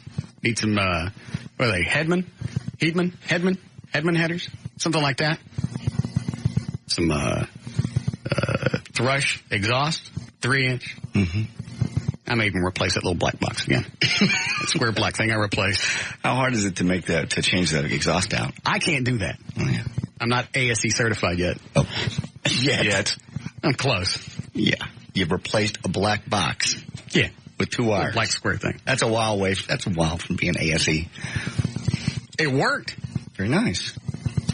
I replaced my headlight in my truck, too. That doesn't make me a mechanic. Anyway, that's next. I just got to find some place to put rumblers on it. Because you stomp on it and you just, like I said, you hear the engine, you don't hear anything else. Yeah, you're right. It does need to make a noise. Yeah. It's plenty quick, though. Did I take you out right in it? Yeah. Oh, that's right. Went to the auto parts store. What do we get? I don't know. I sat in the car while you went inside. Oh, it's the most amazing thing in the world. We're sitting. I said, go ahead and go in. I'll just wait here. You're just going to run in. I don't want to leave this car out here in the parking lot. Mm-hmm. I swear to God, it's like guys see this car and it's as though somebody hits them in the head with a board. Yeah. They just walk around dumbstruck. Well, that's right. Everett said they walked around the car and Everett's sitting there and they don't say a word to him.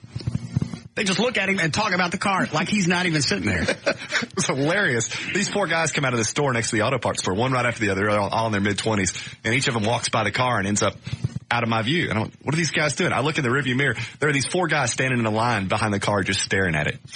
Not saying a word. I'm just sitting there. Bizarre. People are going, I don't get it. Get back in the car. Yeah, the married chick, she came over today. Yeah. Mm-hmm. I went, all right, let me go turn the lights on in the car. Don't go out just yet. Yeah. And I'll turn on the lights, and then you come out there, and you'll see it. Yeah. So she opens the door. She goes, cute. Oh, Jesus. And everybody's got questions about the car. Yeah, you're so tolerant. That poor family that was at the gas station, that one. Oh, it was a van full of Mexican people, and so what does them having to be Mexican have to do with it? Well, they had kids, and she was like, well, do the makes lights the story work? funny. Do the sounds work? Do what?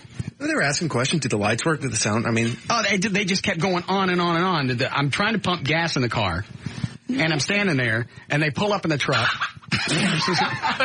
And it's like question after question after question. Yeah. People want to know. I mean, what kind of car is that? How big is the motor? Does it make a noise? Can you open a hood? I want to see the trunk. Does the radar really work? Does the jet work? Can I see the lights flash? Did the parachutes open? Can I see the parachutes open? How fast will it go? Is it fast? Will it make noise? Why do birds fly in V formation? I don't think they have. Is it a nice car? What car is it for? Is a Batmobile? Why does my yeast infection keep coming back? My dad looked at his own show. So he's looking back. He's like, do you know Bert Covey? What are these chickens saying in my truck?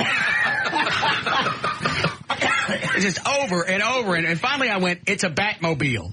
People want to know. Yeah, exactly. It's a Batmobile. People But she just, even you'll admit, she never stopped. True. Thank you. But you could have, She was still yapping when we pulled off. I think I ran over one of her chickens. He wasn't even going to turn the siren on. I was like, oh, come on. Doesn't have a siren. The red light flashes and that's it. Does need a siren, though. No, it doesn't. Yes, I did. The original didn't have a siren. This one will. You don't know? You never had to flip it on? I see. going to take it out over the weekend? Oh, hell yeah. Tomorrow's supposed to be really nice. Yeah, you can take it out. People are going to ask. Yes, Brian. Hey, buddy. Yeah. Listen, those headers that you're wanting are called hooker headers. Yeah, those good ones. It'll give it that rumble. And go with the Corvette exhaust with turn downs behind the drive shaft right under the car. Yeah, I was going to say. Here we go. Turn down. Yeah. Give you that sound you're looking for. Perfect. Do you own a muffler shop? No. I'm wasting my time. Here we go. What? Phones are going to light up. Everybody's going to have a different opinion. Anytime you start talking about cars and motors. Headers, that's easy enough. It's headers and a couple of dual exhausts, and because the car doesn't have to pass emissions tests because it's so old, I can run duals all the way back. Oh. Does that add more horsepower, headers? I think so. That's good. I can't wait to get home and replace something else. How many times have you waxed the Batmobile since you got it? How long were we on vacation? It's an everyday thing. Yeah. Well, it's so damn long, it's like the Golden Gate Bridge and painting it. Start at the front, give it a few days, work your way around. Next thing you know, the front fender needs to be polished again. Dan, go through all those phone calls and find me a muffler shop. Knew you were going to do that. That's exactly what I was doing. Plus, I really don't know what to put on. Yeah. I know the word headers. I know big exhaust. That's it. Done. Eddie, we have to break before news. We're all right? No, we're okay. Okay. All right, 5:05, J.D. Ryan's on the new 105.3 FM Talk with news. Thank you, Russ. News is brought to us by 24-Hour Fitness. The scientist who rocked the world with her announcement that the first human clone 1 week ago is now backing off promises of DNA testing. What did I tell you? To prove it. Didn't I say this yesterday? Yeah. They're either going to deny it or they're not going to let anybody do the testing. And what did, I don't know what they're doing. What's his name? Rael? This guy is. Rael? Well, this is actually the chemist. The story here is about the chemist who heads Clonade, Brigitte Bozier, which claims to have produced the clone, told a French television station that no DNA sample has been taken and the parents of the baby are reluctant. Many experts have expressed skepticism about cloning claims. Clonade, by the way, was launched by a religious sect that believes life on Earth was created by extraterrestrials using genetic engineering. That's the guy you're talking about, the one that thinks Rael. Yeah, Rael, the one that thinks that the Raelians. Yeah. That's what they're called. Raelians? Yeah. Last week she said test results should be ready in 8 or 9 days, proving the baby is a clone of a 31-year-old American woman who is also the mother. They say this is a clone of the mother, obviously, but now she says the parents are reconsidering the DNA tests because of legal action taken in Florida that could result in the child being taken away from them. So you're right. You were right. All the way around. Trey's still trying to get the nut on. Oh, the Rael. Crossfire. They were on Crossfire. Or that guy was on Crossfire the other day. Yeah, I didn't get a chance to watch it. And neither was on. It's on at 6. So, American West Airlines is set to begin offering meals for sale to customers now. The Wall Street Journal reported that meals will be offered for a 3-week trial period on the nation's number 8 airline starting Monday. The newspaper said that if American West is successful, the practice could spread to other airlines also looking for ways to trim costs and raise revenues to stem ongoing losses. They're going to charge between $3 and $10 for an airline meal. They got all those Burger Kings in the terminal. Why would you want to? Despite a tumultuous year in which 2 major airlines went bankrupt. Hold on a second. Got a muffler shop on line 3. Okay.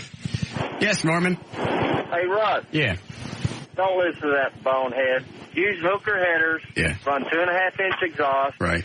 Depending on how deep of a sound you want, either use 2-chamber or 3-chamber flow masters. Do not dump it out underneath the car. Okay. You'll poison yourself with carbon monoxide. Bring it out the back and put your couple of kickdowns on it. Yeah. You'll get the deep rumble that you want, and depending on how loud and how throaty you want your car to sound will depend on the size of Flowmaster you want. But Flowmaster is one of the best mufflers out there. You own a muffler shop? Yes, sir. What would all this cost? Your header for a Lincoln is going to run you right around $2.5. For both of them? For both of them. They come in a set. Okay. Then your muffler are $78 a piece. Yeah. And then it's about, $100 a side for your exhaust work. So we're talking about what, about $500-600? For you, about $350, $400. That's better. How long does all this take? About 2 hours. Really? 2 hours to do that, and about an hour and a half to get your headers on. What part of town are you in? We're in Watauga. It's a long ways from you. I do have a transport where I can send over and load it up on the trailer and carry it back. I might drive it out and there. Bring it back to you. Yeah. All right. I'll put you on hold and I'll call you. All righty. All right. Driving to Watauga. It's got to be someplace closer for free. I'll find someplace. Okay. Despite a tumultuous year in which 2 major airlines went bankrupt and the nation's aviation security system was overhauled, America's skies were so safe that not one person died in a commercial airliner accident in 2002. That would make the third no-death safety record in 10 years. The record is all the more remarkable because it follows the worst year in 2 decades of American commercial aviation when terrorism helped push the death toll to 525. O'Malley, look for a muffler shop in Dallas, preferably North Dallas. See if you can get them under $350. Go ahead. Los Angeles Clippers came to American Airlines Center on Thursday night for 3 quarters, fixed whatever that was broken for the Mavericks. Mavericks, who led by 21 points with 8 minutes to go, let things get far too exciting before hanging on to a 102-92 win before a relatively quiet sellout crowd of 19,884. And finally, singer Diana Ross said she was just trying to rent a video and got lost when she was stopped for driving in DWI the other day. Tucson police stopped Ross early Monday morning after somebody reported a vehicle driving south in the northbound lane of a street in northeastern Tucson. She was stopped at a Blockbuster video store where she'd pulled into the handicap space. She twice denied she'd been drinking, and she said she'd been lost and was just trying to rent a video. The report also said Ross consented to a field sobriety test, then fell down and laughed while trying to stand on one leg and count to 10. In another test, it said she skipped a couple of letters and doubled up on others while trying to write the alphabet. Police said breath tests showed Ross at a blood alcohol level at least 0.20, more than twice the legal limit in Arizona. They're talking about releasing the videotape. Yeah. They go back and forth. They say, yes, we will. No, we won't. I thought don't they have to in that public record? Well, it's evidence at this point. Oh, okay. All right. But after the case is over, can't you get a hold of the videotape? I would think, I don't know what Arizona law is, but I can't see any compelling reason why not to release it. Okay. Somebody will get it. Because that was the thing that pretty much had them dismiss my case. Wasn't it? The video? Yeah. It's very helpful. I think she's falling down and doing the alphabet wrong and she's in trouble. Yeah, that's not good. I've never heard them do the alphabet thing. Oh, it's great. And what's funny is that everybody sings through the LMNOP part, just like you learned it as a kid. LMNOP? Yeah. Everybody's Don't they have you do it backwards, though? No, they have you start at an odd letter. And isn't it funny we all know this? Go ahead. Yeah, when you start at an odd letter and then end at an odd letter. In other words, they go, give me the alphabet G through T. Because the average person is going to go, you got to get a running start because you can't just go G, H-I-J-K, L-M-N-O-P, Q-R-S-T. Well, and it's a divided attention task because essentially not only are you reciting the alphabet, you're also having to be mindful of what letter you're starting and stopping on. Right. G, and people always, yeah, okay. People always what? Blow it and go T-U-V-W-X-Y-Z. Well, there's a lot of stuff going on. You got a cop there, you got lights, you got flashing things in your face. You're drunk. It's very distracting. Yes. Yes. Let me start with something easier, like replace this black square thing on a 78 Lincoln. Yeah. Like, I think I was drunk when I did that. No doubt in my mind.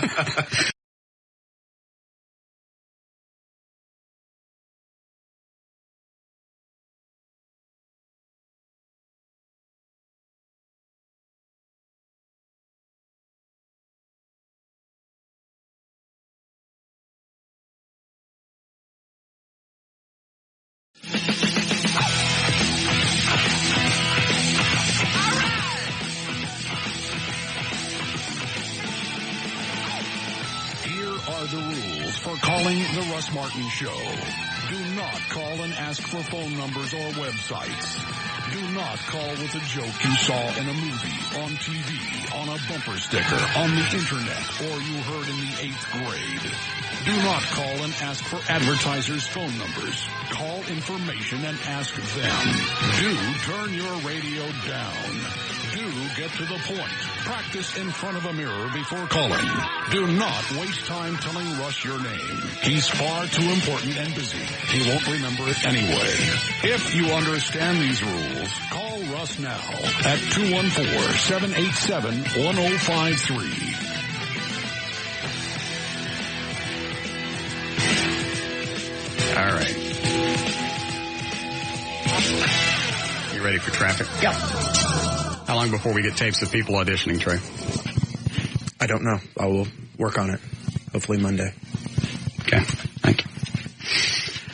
All right, 517. JD has traffic. All right, here we go. Traffic is brought to us by the folks at StarRegistry.com. I'll buy an instant gift certificate to name a star at StarRegistry.com. Last minute gift idea from StarRegistry.com.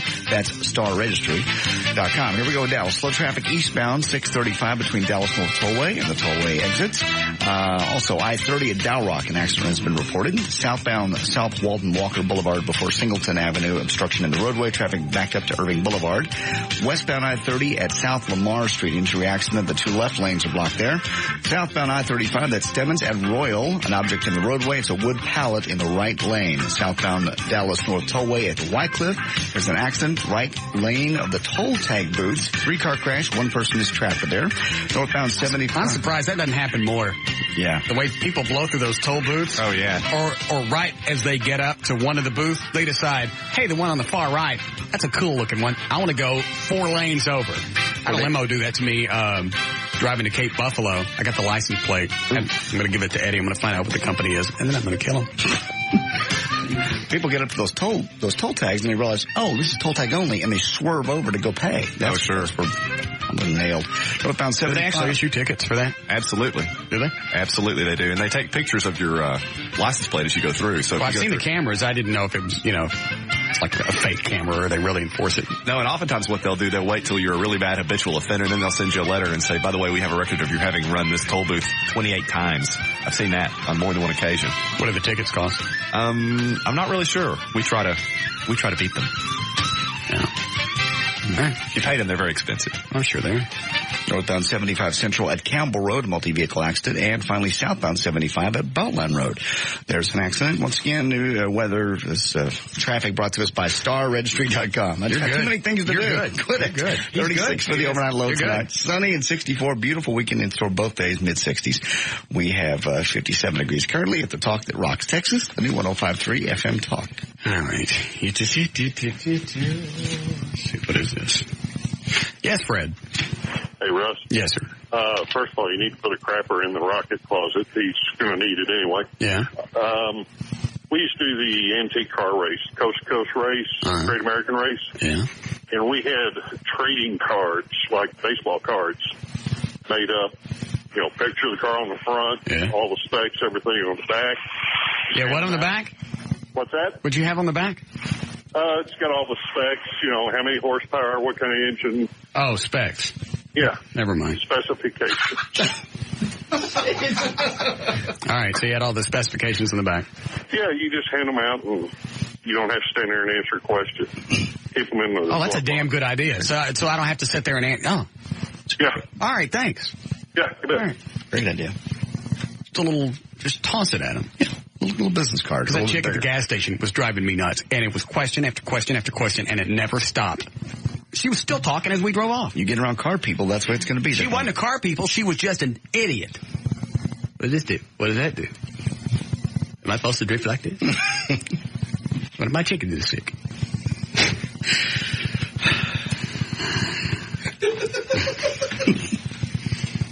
Just like, I know.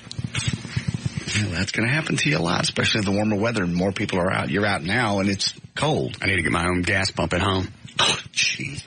And Jesus Christ, I know why they had a turntable in the Bat Cave. Why? Because it's like, literally, it's like backing out an aircraft carrier. Yeah, it's big. And you can't see back. Does that camera work? Not yet. Okay. It's a pain in the ass. Mm-hmm. I get used to it, though. Sure you will. So we can look for you this weekend someplace. Oh, I'm going to be all over the place. If tomorrow is supposed to stay nice. Beautiful. I'm going to go out, spend a couple hours getting a free exhaust put on someplace. No doubt. You didn't get anybody else, O'Malley? Exhaust? I may have to drive to Watauga. That's pretty quick, though, to have headers put on. Exhaust. Oh, yeah. Get it done in a day. I'll do that tomorrow. I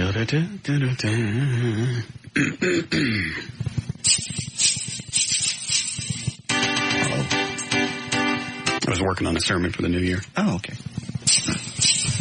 Let me take this first. Yes, Tracy. You are such an ass. Okay.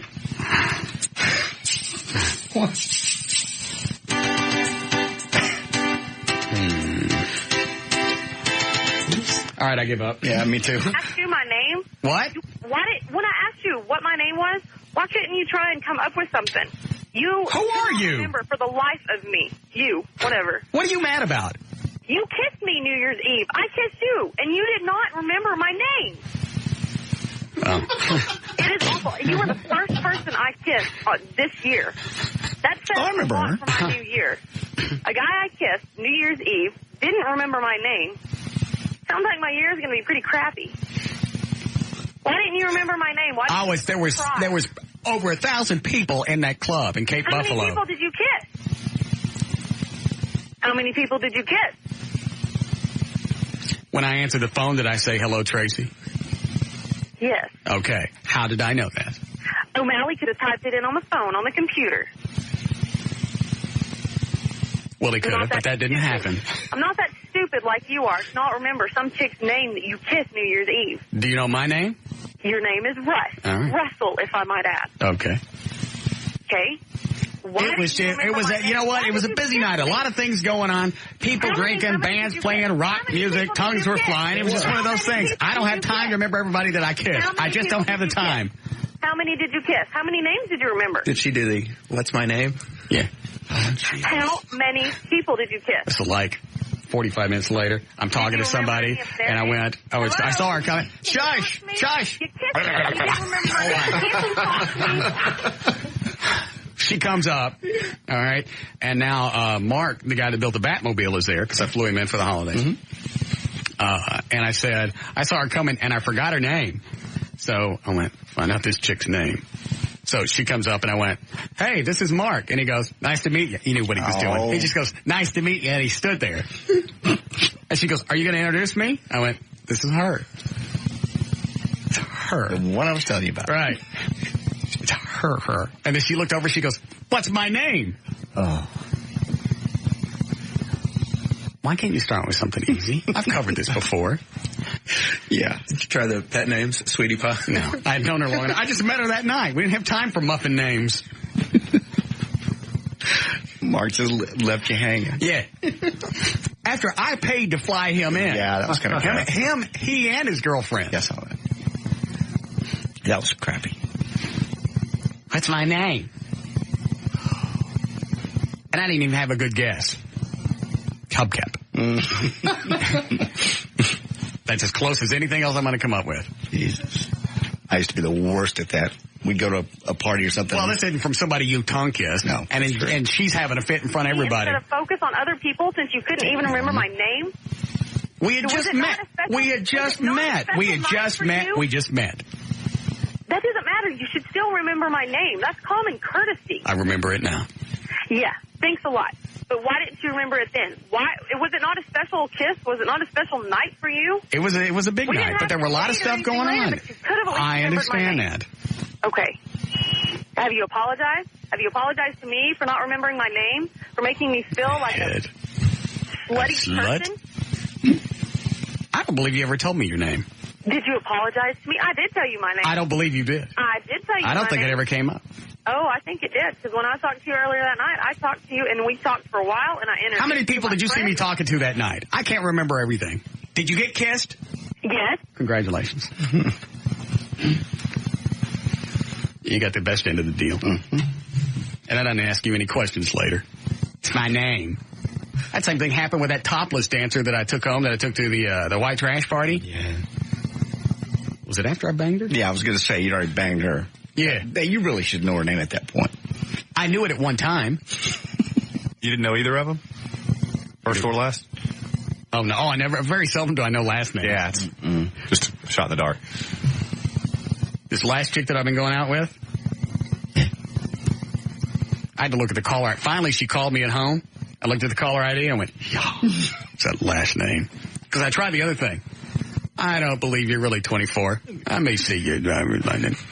Very smooth. Yeah. She goes, I'm not letting you see my driver's license. It's an ugly picture. Let me see it. I'm not buying you a drink. I'll buy my own drinks. Finally, I got it off the caller ID. Yeah. Otherwise, I wouldn't have known. I've gone through their apartment, like, they leave mail sitting out. You go, Betty Smith. I knew. Hi, sweetie. Betty occupant. I love you. I'll start going out with greeting cards. Yeah. Love you, occupant.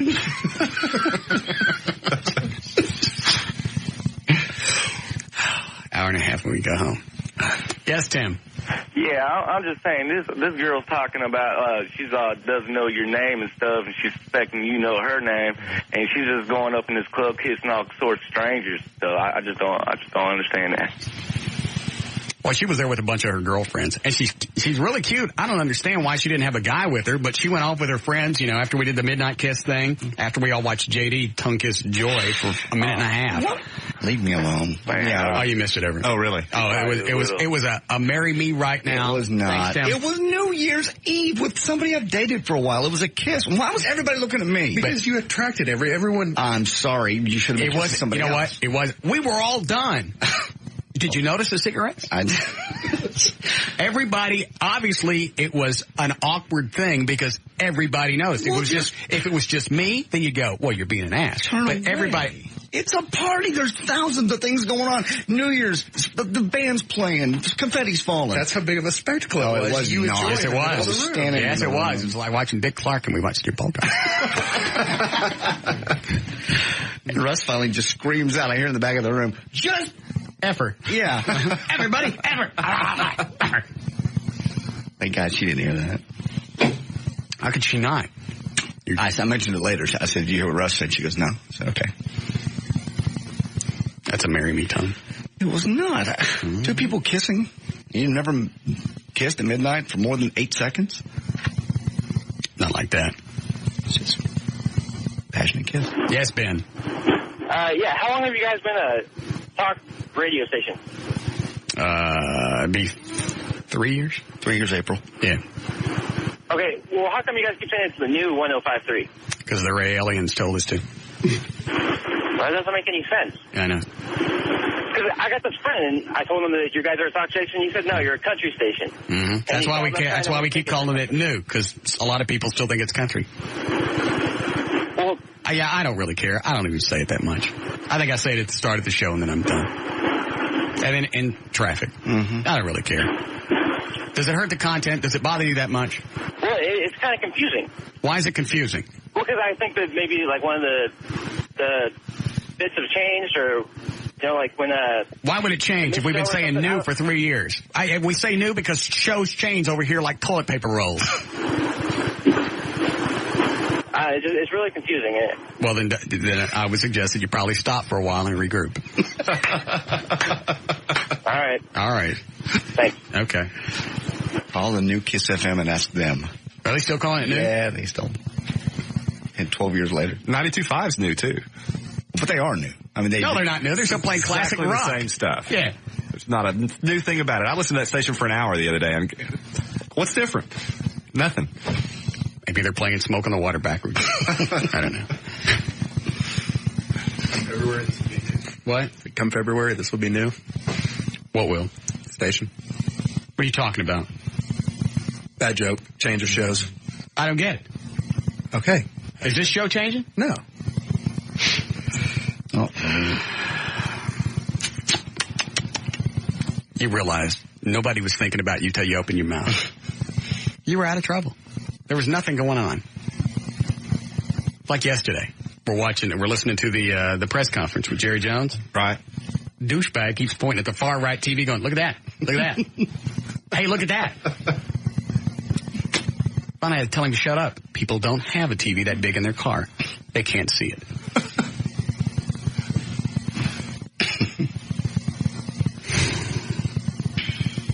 My head.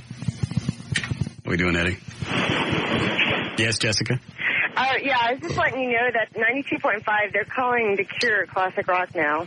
That's the new stuff they started playing. The Cure is classic rock, isn't it? Well, depends on how you find it. It's 20 years old. Well, they do Love Removal Machine? Is that Cure? I don't know. I'm not a Cure fan. All I know is I heard it like last week, and I was like, what is this? I would push a bullet through my head with a hammer if I had to play classic rock. Oh, yeah. The same crap, the same crap over and over every single day. Never any hope for a new song get floated in from time to time. The same schlock. You did oldies. I didn't do it every day. No. I did it for like 3 years, but that was the beginning of my career, so I couldn't cop an attitude. Now I can. Mm-hmm. I can pick any format I want. You can. We have another show like today, I might have to. Today's been great. Yeah. Who is this? Is that the alien guy? Ryan? Hello? This is the alien guy that... This is Rael. Rael, they cloned the baby? Yes, it is me. It is you? Yes. On the phone with us? See. Okay, why did you go off and clone a baby by chance? What? Why did you clone a human being? Well, let me tell you something. Okay. I was watching a Tattletales with a Bert Convey when aliens came to visit me during a commercial break. Okay. Can you still hear me? I can hear you. Where did you get this accent? What accent? Sound like the Pope. So? Aren't you like French? So?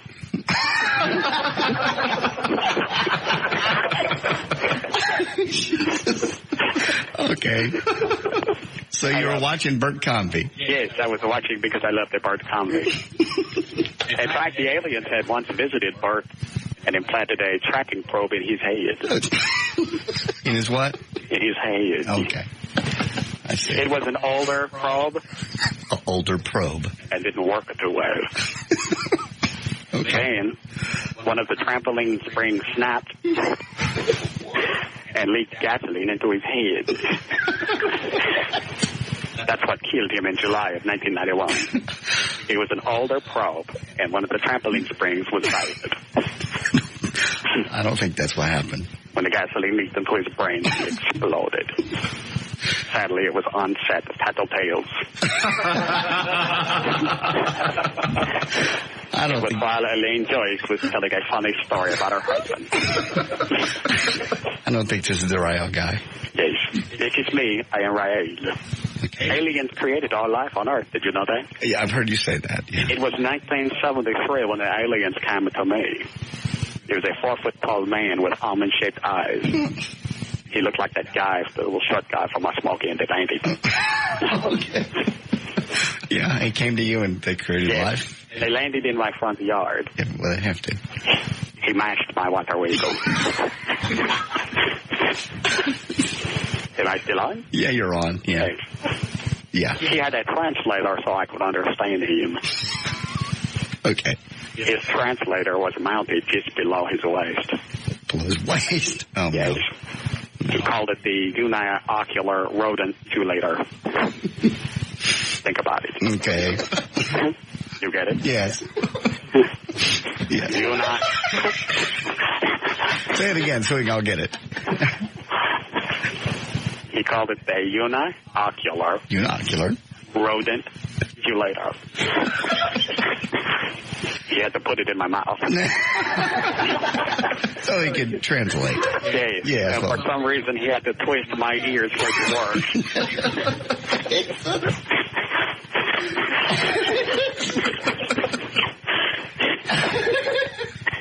Okay. He gave me all the secrets of the universe. I did. I missed some of the message because of my involuntary gag reflex, though. So you may not have gotten everything straight. I don't think so. And then we talked about cologne. Cologne? Yes. Okay. And that's where the whole misunderstanding has come from. I never said I created a human clone. I said I created cologne or Hunans. Because Asians stink. I am not done because Rael. Okay, Rael. Farewell. Thank you for joining us. Idiot. Well, that's proof. Had to leave the room. What happened? Yeah, nothing. Rael called in and just told us about the secret of the universe. Yeah. Did he tell you about the involuntary gag thing? Yes, he did. Yeah. That happened to me, too. Yeah. And twisting of the ears. It was quite descriptive. Yeah. They talk about the human clones? Yes. But he said we misunderstood. He got cologne for humans. Hunans? Yeah, humans. Yeah, Asian stink. Yeah. See? Yeah. I'm glad it's cleared up. Yeah. Oh, one bit. Break, Eddie? Please. Good. Chance to reflect on what we've done here.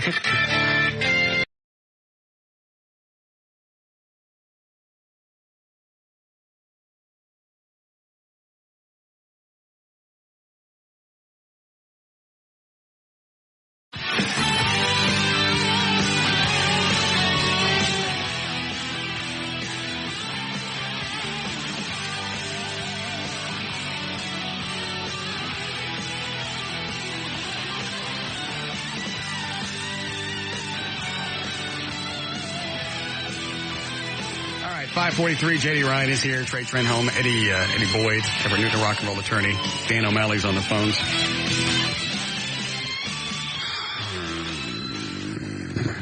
How long ago we do news? 45 minutes, maybe an hour. About an hour. Is it?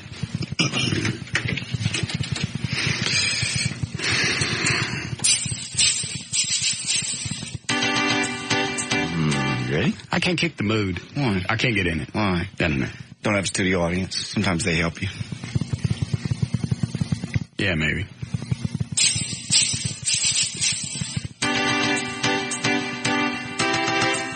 No.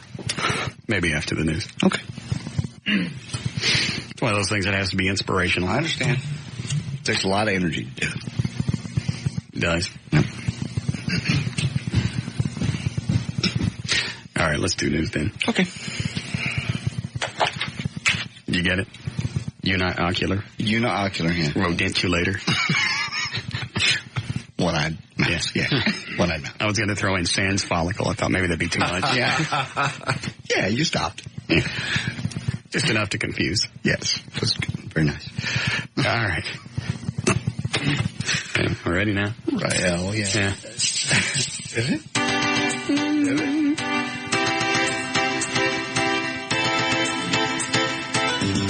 Try speaking in tongues. All right. See my bow tie. I'm a bow tie. I ain't ready.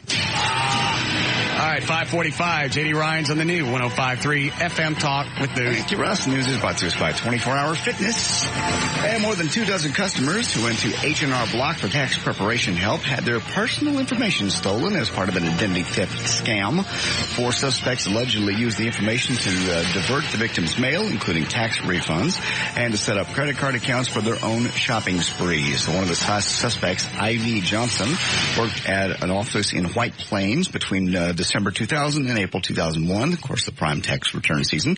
She allegedly stole names, addresses, social security numbers, and dates of birth from at least 27 different customers. Houston is at the top again, but not to the list that fitness leaders are happy about. For the 3rd year in a row, Houston is being called the country's fattest city. According to Men's Health magazine, staying active in Houston presents kind of a challenge with poor air quality, a hot, humid climate, and lack of outdoor recreation. Chicago, Detroit, Philadelphia, and St. Louis right behind them. Honolulu tops the magazine's list for its cleanest air and warmest climate, followed by Seattle and Colorado Springs. Government statistics show that almost 65% of adults in this country weigh too much, and at least 30% are obese. The word light on cigarette labels should not be interpreted as safer, but a sizable number of smokers seem to think that's what it means. Almost nearly 500 current and former smokers polled, 30% said so-called light cigarettes carry a lower lung cancer risk than regular versions do. And the majority thought that... What are light cigarettes? Just lower nicotine content, but you still get the same pollutants in your lungs. So why would you want to smoke light cigarettes? Well, I think the idea is maybe to wean yourself off or get less nicotine, because nicotine in and of itself is harmful as well. But that's the addicting factor, right? Right, and most people just smoke more cigarettes to compensate for the lack of nicotine, so they're actually getting more smoke, so they're not doing themselves any good. Yeah. majority thought that one would need to smoke at least 2 light cigarettes or 4 ultralight ones to equal the amount of nicotine in one regular cigarette. Well, that kind of makes sense. Everything else is marketed that way. Marketed light, you get less of whatever it is, right? The bad stuff. You just smoke more to compensate. Only 1 in 10 correctly said that a smoker inhales comparable nicotine doses from one regular, light, or ultralight cigarette. Just like Everett said. We were sitting next to somebody, dinner. It was during the holidays. Mm-hmm. They did the standard thing. They ate, started smoking, and I mean blowing it. Just blowing it. So we started talking loud. And I mean about the nastiest stuff I could think of. Rancid C word came out of my mouth I don't know how many times. Damn. Excuse me, we can hear you. And we can smell you. Did you say it? Yep. What'd they say? Well, we're just smoking. It's legal to smoke in a bar. Right, and it's legal to talk. True. And the chick actually was the one that said something, and the guy went, no, honey, it's okay. Because Rob was with us. Uh-huh. And even though he gets his ass kicked all the time, he's still big and muscular, and people think, at first, until they watch him get wailed on, that guy, it's not somebody you want to jack with. Yeah. It's nasty. Well, but then she made the mistake of getting up, and she had a huge ass, which, oh, Lord, you kindly pointed out. Yeah. Looks like somebody's storing a bunch of smoke in their ass. Extra packs of cigarettes, baby? Yeah. Carrying them around with you? Look, Trey, the pig's smoking itself. It was just funny because the guy didn't want her to say anything, and she threw out, that's what you get for sitting next to smokers. Okay.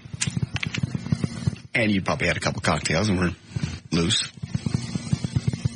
You normally don't get loud in a bar until you've had a couple. Oh, it was just the fact that it's almost like they were going out of their way to be obnoxious with it. Because they could tell that it was uncomfortable. And she was just one of those mouthy bitches. Yeah, it was one of those things when she heard us talking about it, she moved her cigarette over here to where it's hanging off the table right by us where, I mean. And initially we were talking about it, and I said, you know what, once again, it's my own fault because I know what I'm in for when I go into bars and stuff like that. Right. Somehow she overheard part of the conversation, and that's when she said, it's what you get for sitting next to smokers. And that's when we started getting loud. Yeah. Okay. She had it coming. Yeah. I love that word, rancid C. It's just so visual. Yes. And chicks hate that word. What is it about that particular word that drives women wild? Unlike any other word in the English language. It really is. And the effect, if you want a guaranteed bad response from a woman, you can even just say the word. You don't even have to direct it at them. Right. You could be talking about another chick and drop that word on them, and they get wigged out. Oh, yeah. It's like it hits some nerve center in their brain. It's too close to home. Mm-hmm. It's what happens when you live in Bill all the time. Okay. Lottery winner. I didn't make it on the air, did it? Thank you. Go ahead. Lottery winner David Rush was irked last week to find out the local Salvation Army officials rejected his donation of $100,000. The religious charity, popularly known for its bell ringers outside the shopping malls, preaches against gambling, according to this gentleman. The money that Mr. Rush received this was the folks at the Salvation Army's response. The money that Mr. Rush received was via the lottery. We preach against gambling. To accept it would be to talk out of both sides of our mouths. Rush, a financial advisor, the guy that won, doesn't see lottery money as gambling. In his view, the money reaped from Wall Street investments also involves a risk-gain factor, not unlike the lottery ticket. So instead, he's going to donate his money somewhere else. They ring those stupid bells, and then they don't want to take money from a lottery winner. I went by a Salvation Army drop site today with some clothes that I'd cleaned out of my closet. Yeah. They said that the trailer was full, and they weren't accepting any more clothes. So? I find that very odd that the Salvation Army isn't taking donations. I mean, it's kind of in the same vein as what JD's What do you want about. them to do with the clothes? Leave them on the ground? Well, they are the Salvation Army. They usually right, but they also, the law of physics apply to them as well as anybody else. Just because you're nonprofit doesn't mean that you can exceed the law of physics and put more stuff in the trailer. I think there was room. It was just one bag. I saw the trailer. Was it not full? There was room for my bag of clothes. It's just an interesting. Well, then maybe not. Their loss. Yeah, some great clothes. $100,000, you guys. Walk up to Target and give it to the guy with the bell. You know, here. I went through the same thing. It's like, what do you care where it comes from? Really?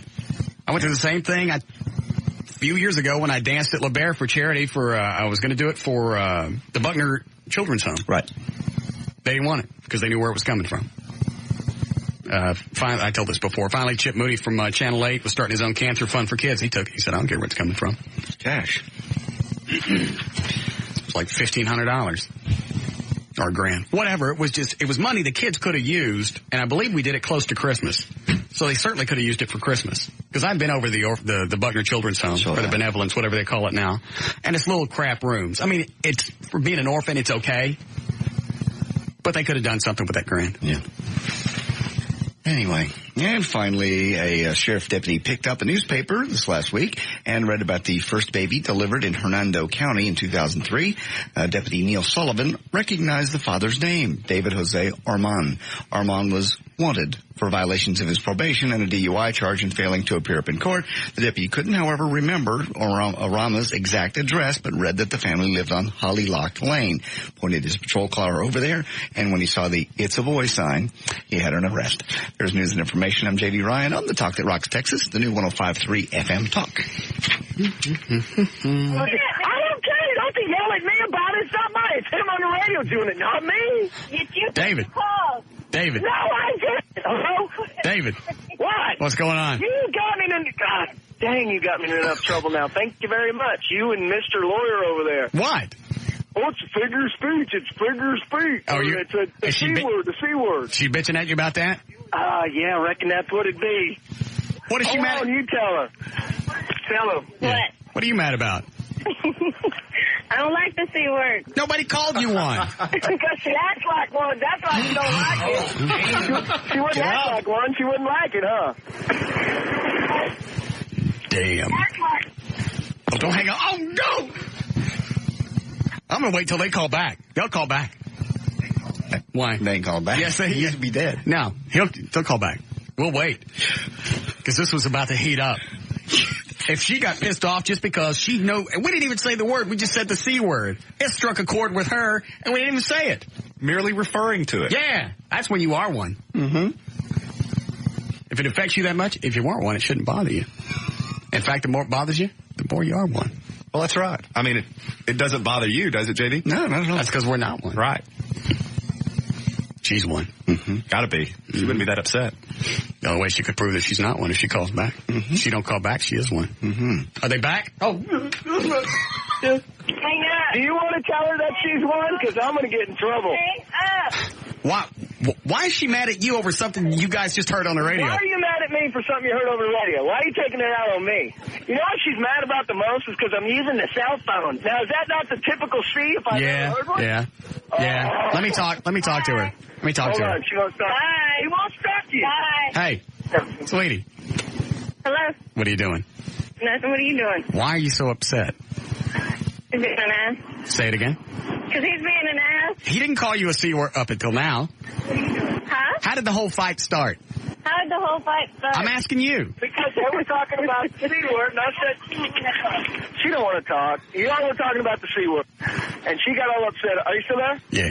Hand her the phone one more time. I got to go. He said one more time. He said, hand her the phone one more time. Just say hi. Just say goodbye. Hello? Hey, sweetie. Yes. Why are you being... Let me ask you something. He's not me. Let me ask you something. Why are you being a... What did he say? Hello? Yeah. What? Nothing. I didn't ask nothing. Ask whatever. She said because she could. Yeah. See? That's why it's pissing her off, because she is one. Oh, he said that's why it's pissing off, because you are one. Dude, her eyes are getting bigger than I've ever seen before. Let me know if she tries to get out of the car. We're going down the highway. That make no difference. For some reason, the C words, they don't think the highways affect them. You don't think the C word's what? Yeah, I gotta go. Once again, the law of physics don't apply to them. Some reason, C words think they can step out of a car and float above the freeway. Even if the car is going 60 miles an hour. Yes. God. Here's somebody's got a nice long weekend. And they're in a fight over... On the radio. Just the radio. Because we referred to it. Yeah, had nothing to do with her. I love that word when I'm done with a relationship. Oh, yeah. It's like, it's the final salvo. It's like having an ace of spades in your sock. Yeah. And if you throw it out and it doesn't affect them, you might as well go ahead and kill yourself. Now I'm in the mood. Load it up, Eddie. There you go. Load up the long version.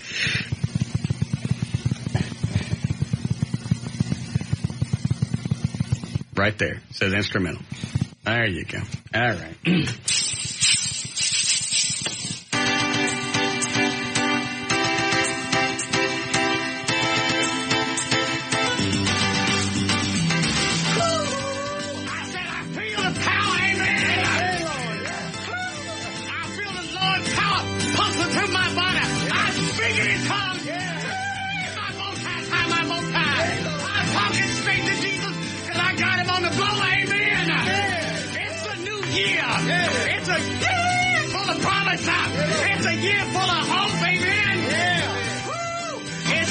Ready to deliver a new batch of sales chicks for me to poke. A new year for more free stuff for my house. It's a new year for fat ugly women who just don't get it. It's a new year to offend the C word. I gotta start running more. Yeah. Or get an aerobics class. I think I spit something up on the console. That's what I should do after the show is get an aerobics class. No. Yeah, with chicks. Oh, with chicks, yeah. And leave off C words. Yeah, C words.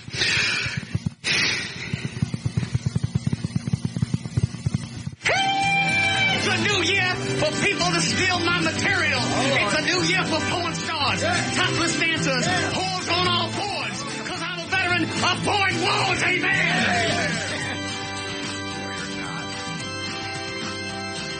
New year for women to come to me who will do anything I desire, with anything I desire. Women who will pleasure themselves with beer bottles, golf balls, car parts, cottage cheese, deportees, a Cantonese with Dutch elm disease. She'll please herself with honkies and donkeys on a trapeze. Kissed, fisted, bent, and twisted with an ovarian cyst. They'll do it all for me.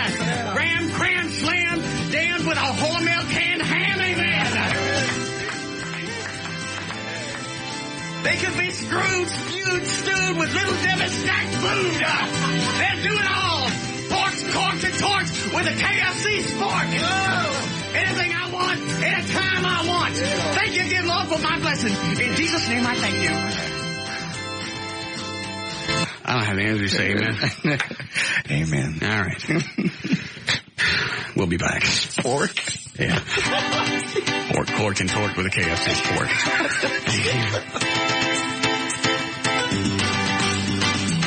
More of the Russ Martin Show coming right up.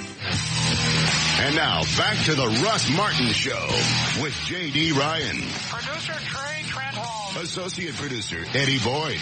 Rock and roll attorney Everett Newton. And Jonathan Dodge in the new 105.3 FM Talk White Lightning.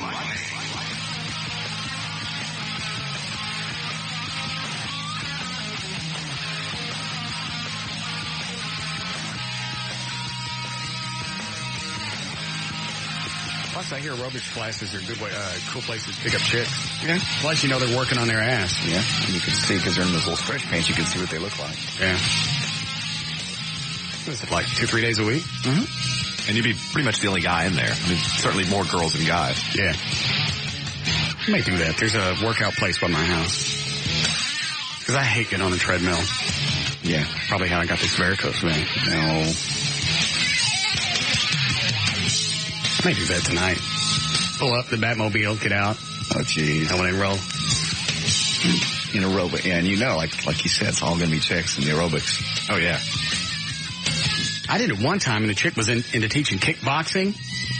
That wore me out. I had to stop. I just went back to running. Yep. Do what? You should try yoga. Why? It's hard. I thought yoga was just sitting around. Mm-mm. What is yoga? Stretching and breathing, and, I mean, it really is very, very hard. Well, so far, that doesn't sound strenuous. Well, watch. Have you done it? No, you're right. I'm worn out. It's nothing like a good workout. Yeah. You all right? I'm on an adrenaline high. Yeah. It's one of the hardest workouts. Have you done it? Mm-hmm. I was with you. I thought it was just sitting with your legs crossed and that was a relaxation, relaxation thing. Meditation. No, I did it. It's heat aerobics. I mean, where they get the room like 110 and you just sweat and stretch. And I do that in the front yard mowing. Yeah. I tell you what'll wear your ass out is, by the way, O'Malley, we need 3 people. What do we have? White trash Jeopardy? I mean, the trash is white? The trash is white. 4 people. All right. 4 people. What? I'm sorry, we didn't do traffic either. Did we just finish news? Yeah. Oh, well, let's do traffic. Does it have a sponsor? It does. All right. At least you can tell we're slicking up the show for the new year. All right, what do you got? All right, traffic brought to us by Hooters and the ballpark. By the way, 4 people, O'Malley. Pricing game. White people. Hay seats. Go ahead. Brought to us by Hooters at the ballpark in Arlington. Same folks that brought us our food today. Hooters at the ballpark in Arlington. Okay, northbound 408 Spur at the Keys Boulevard. Construction in the roadway. Slow traffic eastbound 635 between Dallas North Tollway and US 75. Northbound Stemmons and Motor Street, there's an accident. That's a right lane is blocked. Eastbound I-30 at St. Francis Avenue, a disabled vehicle in the right shoulder. Eastbound I-20 after Cedar Ridge, there's an accident there. Up in Plano, northbound 75 at Campbell Road, an accident that is in the right lane. Eastbound I-30 at Cooks Lane, an accident on the left shoulder. And finally, if you're southbound 360 at Trinity Boulevard, heavy traffic. Onlookers watching a Jeep stuck in the mud in the wooded area. That's traffic. All right. Weather-wise, going to be a little warmer. 36 for the low tonight. Beautiful weekend. Mid-60s and sunny both days. We're at 56 now at the Talk That Rocks, Texas, the new 105.3 FM Talk. I couldn't get on the treadmill one day when when I lived in an apartment. They had a workout room. So a chick just got off the Stairmaster. Mm-hmm. Chick was on it. Can't be any big deal. So I got on it. At 3 minutes, I was fried. I squeezed a dookie. Yeah. I don't know how chicks do that. That's a hard. Because they'll be on it. I'll watch them read and do that for like 15, 20 minutes, half an hour. They build up to it. They don't just jump on it one day. I know, but I was used to being on the treadmill. I'd run for, like half an hour, maybe get in 4 miles. I figured, Stairmaster. Different muscles. Worse the dookie ones. Yes. It does do the buttocks and the big toy, the front legs. All right. We loaded up. Did everything? Here we go. All you white trash people, come on down.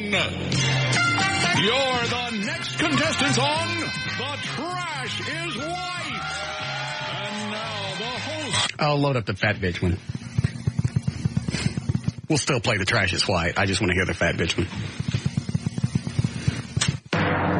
Hey, all you fat bitches, come on down. You're the next contestant on The Bitch is Fat. And now, your host of The Bitch is Fat, Russ Martin. All right, let's get our contestants on the phone. Eric, welcome to the show. What do you do for a living? I'm a dog catcher. Are you seriously? No, but I can't stay. Oh, all right, sorry. And what about you, Shelley? What do you do? I don't do nothing. All right. And you, Roger? Roger. Yes. What do you do? Are you on a cell phone, Roger? No. What do you do for a living? I don't really care anymore. And Kelly? Yeah. What do you do? I'm a teacher.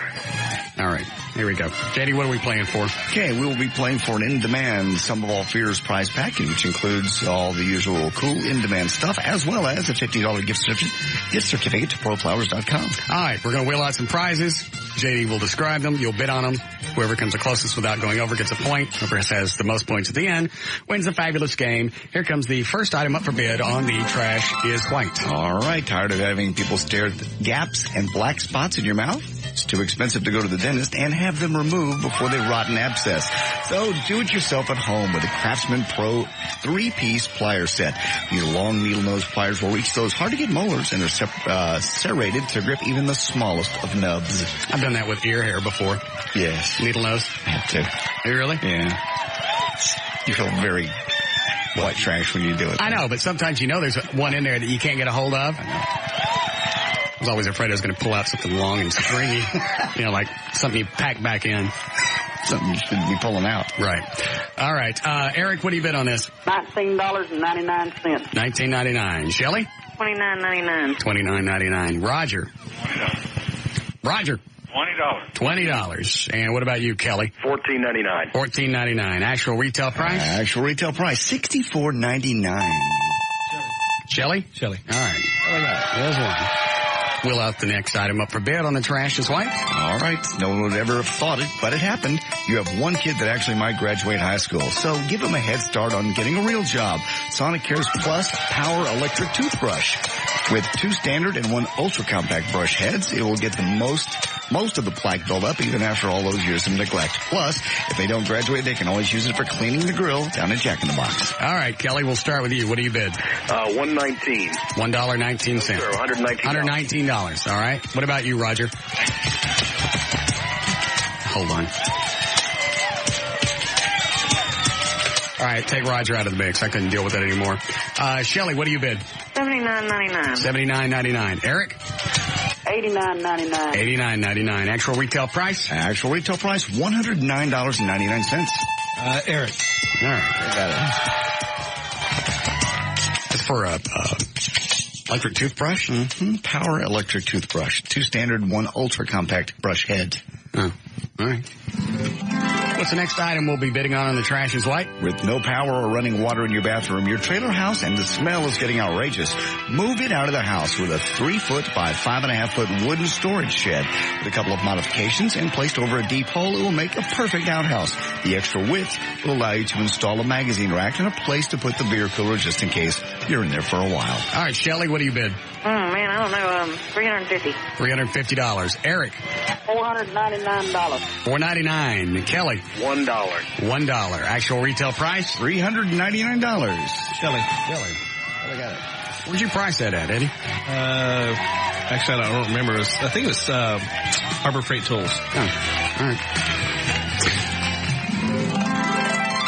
And the next lovely item? Thank you, Russ. Nothing sucks quite as bad as not being able to get rid of your mother-in-law because she's grossly overweight and can't get off the couch. So, give her the heave-ho with the Chicago Electric 880-pound hoist.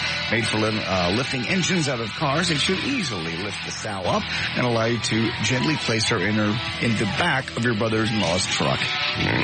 Kelly, what do you bid? $139. $139? Yes, sir. All right. Shelley, what about you? $225. $225. Eric? $179. $179. Actual retail price? I'm sorry, they're all too high. All right. Lowest bid is what, Eddie? $139. All right, everybody bid again. Lower than $139. Kelly? $79. $79. Shelley? $69. $69. Eric? $89. $89. Actual retail price? Actual retail price, $74.99. Shelley. All right. What's the score so far? Right now, Kelly has none, Eric 1, Shelley 3. All right. Let's bring out how many did you write, Eddie? 8. How many we got left? We have 4 left. Yeah. All right. That's fine. Let's have a peek at the next one. You got it, Russ. You picked up a bunch of fabric at the Goodwill store. Now need something to do with it. How about getting a portable Kenmore sewing machine?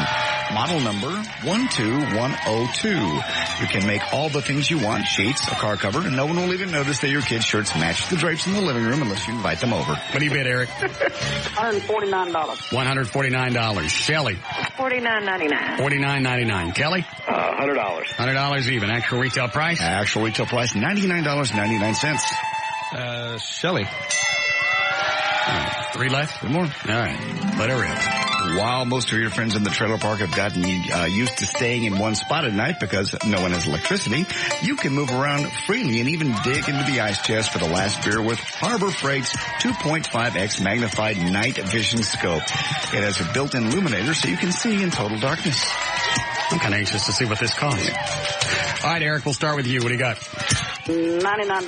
$99. Shelley? $19.95. $19.95. Kelly? $49. $49 even. Retail price? Actual retail price, $69.99. Kelly. Only got 1. All right. And 2 more. Go ahead.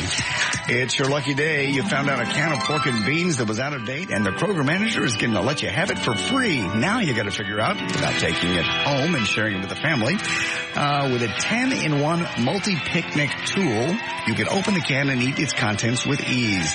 They have durable nylon handles and come with fork, knife, spoon, can opener, corkscrew tweezers, toothpick, screwdriver, hook, and all the all-important bottle opener for those special occasions when you buy a long-necked import that doesn't have the twist off, and there's no way you're going to bite it off. Went around the block to get to that one, didn't we? right. What do you bid, Shelley? $14.99. $14.99. Eric? $7.99. $7.99. Kelly?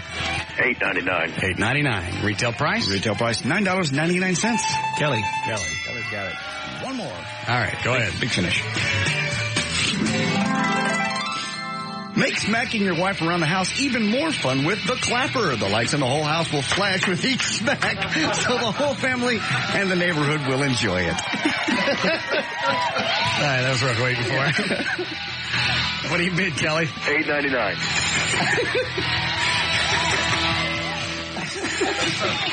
Shelley, what do you bid? $13. $13. Eric? Well, I don't know. $7.99. $7.99. Actual retail price? Actual retail price, $29.99. Shelley. Who won this one? Final score, Eric had 1. Kelly had 2. Shelley had 5. Tell her what you won. She has won the in-demand Sum of All Fears prize pack, which includes all the usual stuff. Check out the Sum of All Fears without leaving your couch. Order Sum of All Fears on in-demand pay-per-view on AT&T Digital Cable or Charter Digital Cable. Also,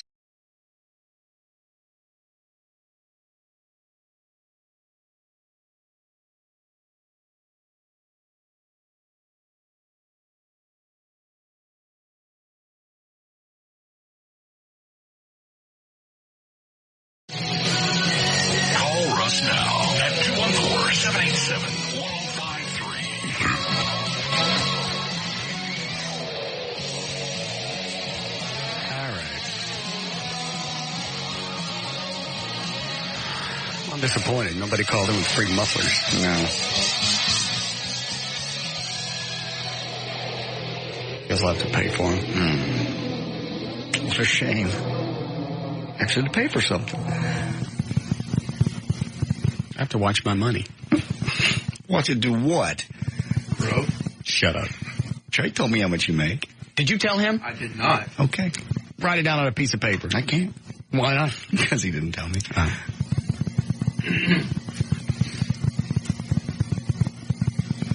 You told Trey how much you make, but not JD? Trey brought me my paycheck the 31st. Okay. Because I made him work last week. Oh, I see. Who, by the way, had a fit because he wanted to take off the week with us. That's crazy talk. How long's he been here? Yeah, exactly. After 6 weeks, he wanted a week vacation. I had to tell him 3 times before he believed me, I want you to come to work. He came this close from getting S-canned. Really? Yes. I didn't. Yes, you did. Yeah, make that face with me. You send me an email Friday night at 10 o'clock. I thought you were hosing me. Why would I hose you? Why would you think after 6 weeks you would get a week's vacation? How many jobs you had in the past after 6 weeks they give you a week vacation? You were right. I thought you were just messing with me. Why would you think you were going to be off? I don't know. Exactly. But perhaps a few minutes in the rocket closet will refresh your memory. When's the rocket closet going to be ready? We'll have it for sure Monday. Corrugated 10? Corrugated 10. Just enough room for him to maneuver, but not enough to get away from the rocket. That's going to make the best noise. Oh, yeah. I love that. I even sent him an email that Monday, because I needed it, what did I need? Oh, the address for the little Atkinson girl that's been locked in the closet. Right. Because we were going to do something. Mm-hmm. Anyway, so he goes, I'll have to go to the station to get it. You're supposed to be there anyway. Thought you were kidding. 3 times. 3. He was here. I came up, was it Christmas Eve? Had I not said anything, he'd have taken the week off like everybody else.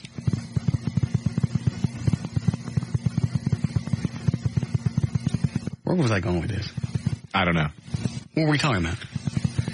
Oh, so he brings me my check. Yeah, that's it. How much you make? Excuse me. Nice. That was good. It's like it went through your head. That's what it sounds like to me. So he brings the check. Yeah. We're having dinner. Mm-hmm. He's looking at my varicose vein. Mm-hmm. I get drunk. He goes, can I see that? Sure, buddy. Because it's the year-end check. Yes. It's got all your totals. Yeah. Talent, appearances. Everything. Endorsements, everything. And? I just got drunk and showed you. Okay. I'm not sure what the reasoning was. He asked. I was hammered. I got a ballpark figure. I don't really need to see the actual numbers to be. Write it down. Ill. Write it down. Okay. We've known each other long enough. If you're right, I'll tell you. Dewana said never tell you, though. She said it would piss you off. It pissed me off. While he's writing that down, can I please give away some of the soft drinks in the office? No. Why? Because Dr. Pepper just brought us, we got 20 more cases today. We're getting 20 more cases next week. Yeah. And that's for the Dr. Pepper machine for the foundation. But it's going bad. Dr. Pepper don't go bad. The diet does. The aspartame goes bad. I've never had Dr. Pepper go bad. The diet. Our man over at Dr. Pepper. What? Dr. Pepper goes bad over time. All diet drinks, though, right? I don't drink any other diet drinks. Okay. All diet drinks do, yes. The aspartame breaks down. Okay. So we want to give away the stuff that's gone bad? That's about to, yeah. They wanted to make sure that we had fresh stuff, so all the Dr. Pepper tasted good. So we don't have we're running out of room. You're running out of room in your office. Yes. That doesn't affect me. All right, let me see what you wrote down, JD. Okay, don't let Everett knows, because Everett had to do my contract. So everybody in the room knows but me. Eddie doesn't know. I think without bonuses. Without bonuses? Without bonuses or talent. I just think. Does this start now or when my contract renews in April? I wrote down the years out the side. All right, let's see what so it'll be 2001, 2002, and 2003.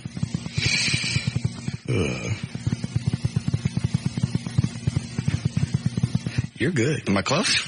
Now you're a little high. Am I? Yeah. Really? Not by much. You're getting screwed. Just kidding. Oh, no. Thanks a lot, JD. How much am I getting screwed by? Just kidding. You make this place a lot of money. I'm not getting screwed. I'm kidding. I smell contract renegotiation. Nah. Can we do it again? Absolutely. You can't. You're locked in till 2004. We were locked in before, and Everett started waving it in their face. What was the term? Novation. Novation. That's where you rework a contract that's already in force. You can't do that every year. Yes, why not? We did it last year. You absolutely can. You're basically, a novation is nothing more than an agreement to abandon the existing agreement. Well, why would they? You're making a lot of money. You're making... Because Russ might get sick. Yeah, I got this varicose vein on my left leg from standing in here all day. Who knew that was going to happen? Had Trey told me about it the moment he saw it, maybe I could have done something about it. But now it's too bad. It's too long. It's abscessed. Oh, no, it's not. Well, and that's a working condition, an adverse working condition created by CBS Infinity Broadcasting. Yeah, because I stand here 4 hours a day. I don't sit down like some big tump of crap. Like Terry Dorsey sits around. That's why he's having heart problems, and he's built like one of the trucks he sells. But there's no way that Russ could adequately maneuver around to do the job that he does in a chair. Yes. Clearly, CBS is liable. Okay. Must I show you the varicose vein on my left leg again? It's quite hideous, isn't it? It's hideous. And now it's become quite painful. It's obsessed. So, not only is there the pending cause of action there, but the fact that Russ does make a tremendous amount of money for the station. Yes. So, union renegotiate, do I get to? You can try. That's what I thought. You see how far I got you last time? Yeah, I do. It was good. Man, Dan was pushing for cash, too. Was he? Oh, Lord. You should have seen just what he asked for when he was going to get his own show. Did we say this on the air? I don't think we did on the air. Did we, O'Malley? We said how much Dan asked for? You didn't say an actual price, but you said... The percentage of increase? Percentage of increase, yeah. Here, I'll write it down for you.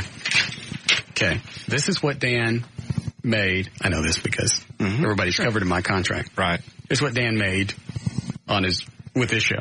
Okay. Yeah, don't show me. Okay? Okay. All right. This is what he asked for. To do overnight. Dear God, are you kidding me? Oh, I'm sorry. Hang on. Yeah. I can't see it. You've got to be kidding me. The other $30,000 was for his two co-hosts to be split.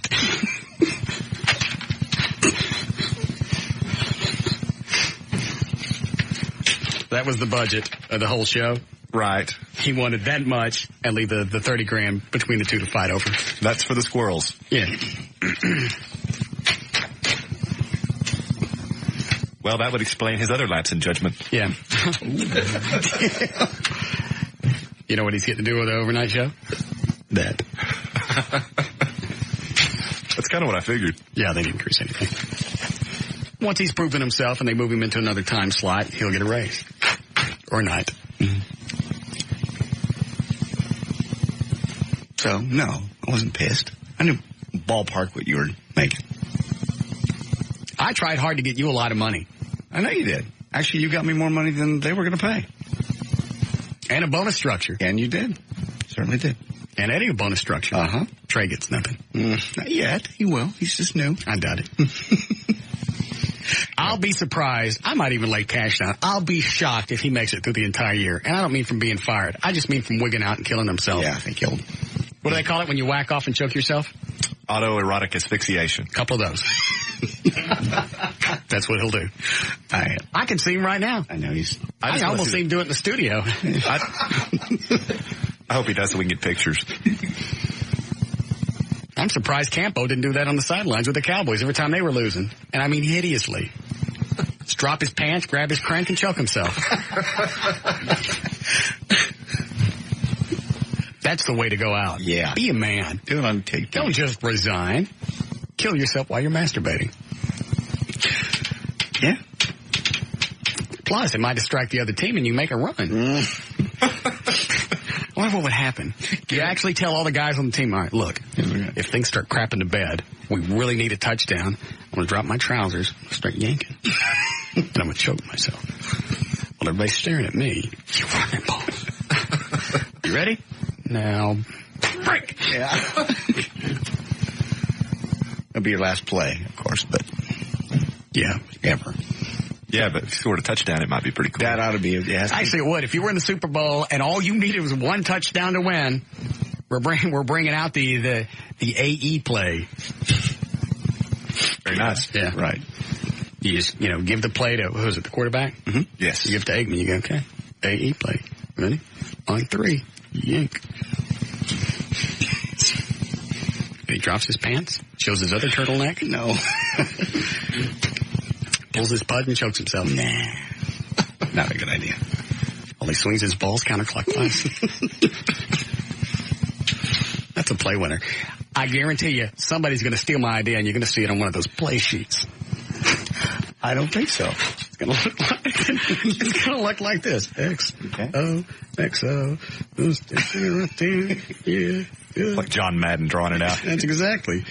That's little news. Yeah, I got it. That's the yang yang. And the ball. I got it. And a swing counterclockwise. Of course they did. Auto rotation. Yes. There's your plate winner right there. Parcell, you're welcome to try that. You may have other plans. They ain't gonna last 2 years. Jones gonna be all over him. You're right. He'll be bored. Just like I am right now. Look at home and drive the Batmobile. Can we break? We can. It'll be short. No, I don't want to do it then. Let's do news. It's been about an hour, right? Yep. All right, load up the news thing. On through all my material for the day. I'm just ready to go home and drive. Especially since tomorrow's going to be nice. All right, 6:33. J.D. Ryan's on the new 105.3 FM Talk with News. Thank you, Russ. And news brought to us by 24-Hour Fitness. New York State police troopers will no longer drive Ford Crown Victorias until they're retrofitted to prevent fires following violent rear-end collisions. I still don't think it's just the Crown Vics. I think any car that gets hit going 60, 70 miles an hour, because that's what most of them are, is going to explode. It just happens to be, those are, 80% of the police cars are Crown Vics? Well, I know, but you almost want to do a test with one of the Chevys or whatever else they drive. Caprice or whatever. Yeah, and have somebody ram it or ram something into it going 70 miles an hour. I'll bet the damn thing explodes. There's always a chance. But just seems like the Crown Vics have been the one in the news. That's because they drive more of them. That's what Ford is saying. That's exactly Ford's stance, which is it's not the car, it's the fact that there's more of them on the road and they're parked beside the road and drunks run into them. What was their excuse for the Pinto? Those exploded. Yeah, those explode just sitting in stoplights. You turn on you're sitting there, you're listening to 10cc. Yeah. The next thing you're in your Pinto, Good Times wagon. Yeah. You gotta flip on the blinker.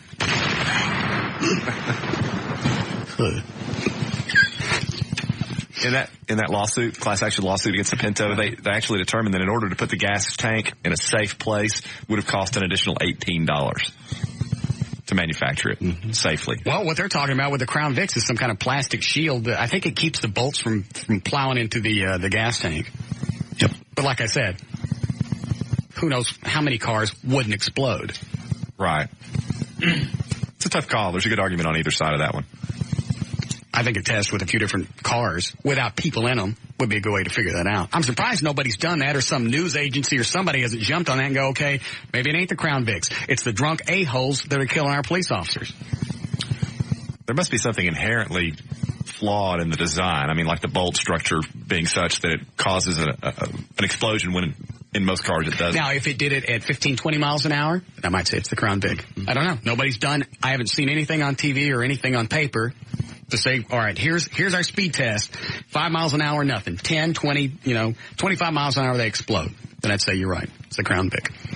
Go ahead. Well, most of them have been at 60 miles an hour. Yeah, Ford agreed in September to pay to install shields around the gas tanks. Then about 350,000 police issued Crown Victorias across the country. Ford says the vehicles are safe, but a series of deadly crashes across the nation has heightened concern about the Crown Victorias, which account for 80% of the police cars on the road. If it were me and I was a cop, I don't even know that I would pull anybody over on the freeway. It's like when I got stopped on the tollway by that Dallas cop, I specifically got off the tollway and pulled into like an abandoned car lot right there on the service road. So he wasn't standing out in traffic. The same cop that copped an attitude with me, too. Didn't say thank you for pulling all the way off the tollway, so I'm not writing a ticket with 60-mile-an-hour cars going by. Well, the one up on the on Central, that Crown Victoria that blew up a couple of months ago, he was working an accident. I mean, you can't not be out there. By the way, Everett, I don't know if we're going to have to go to court. Some other officers have contacted him. Oh. They sent out, I don't know what it's called, but they have one of the, how police officers can send a message from one car to the next? Sure. Through their terminals? Mm-hmm. What they sent out a mass one, so it went to all Dallas squad cars, asking, who wrote him this ticket? I've got a name. Do you? Yep. They already have it. They said they've already talked to him, and he's going to be busy that day, so he can't show up in court. I suspect it may even go way before that. Really? In a lawful fashion. I understand that. That's what you do at Smirnoff and Newton. Yes. What is it? Burloff and Newton. Yeah. Smirnoff's funnier. Yeah. Go ahead. As it flies into 2003, American Airlines is launching the year's first fare sale. So if you're thinking about flying, now's the time to do it. Airlines have announced the discounts up to 40% on leisure fares to more than 200 domestic and international destinations. The cheap fares are for winter and spring travel, but tickets must be purchased by January the 20th. Police in North Little Rock say that an argument over a 40-ounce beer escalated to the end of someone's life in Little Rock. 45-year-old Robert Bryant was found dead after he was stabbed in the gut during a tussle over an empty beer. Suspect was Wendell Dunbar. The two were drinking with friends at Dunbar's home when they ran out of beer. Dunbar asked Bryant to drive him to the liquor store. Bryant refused. He killed him. This was all over a bottle of beer? Yeah. Over 40. What size? Oh, 40? Yeah, they were empty. Oh, never mind. Stop it. Jeez. 40s or 40? You don't mess with a 40? No.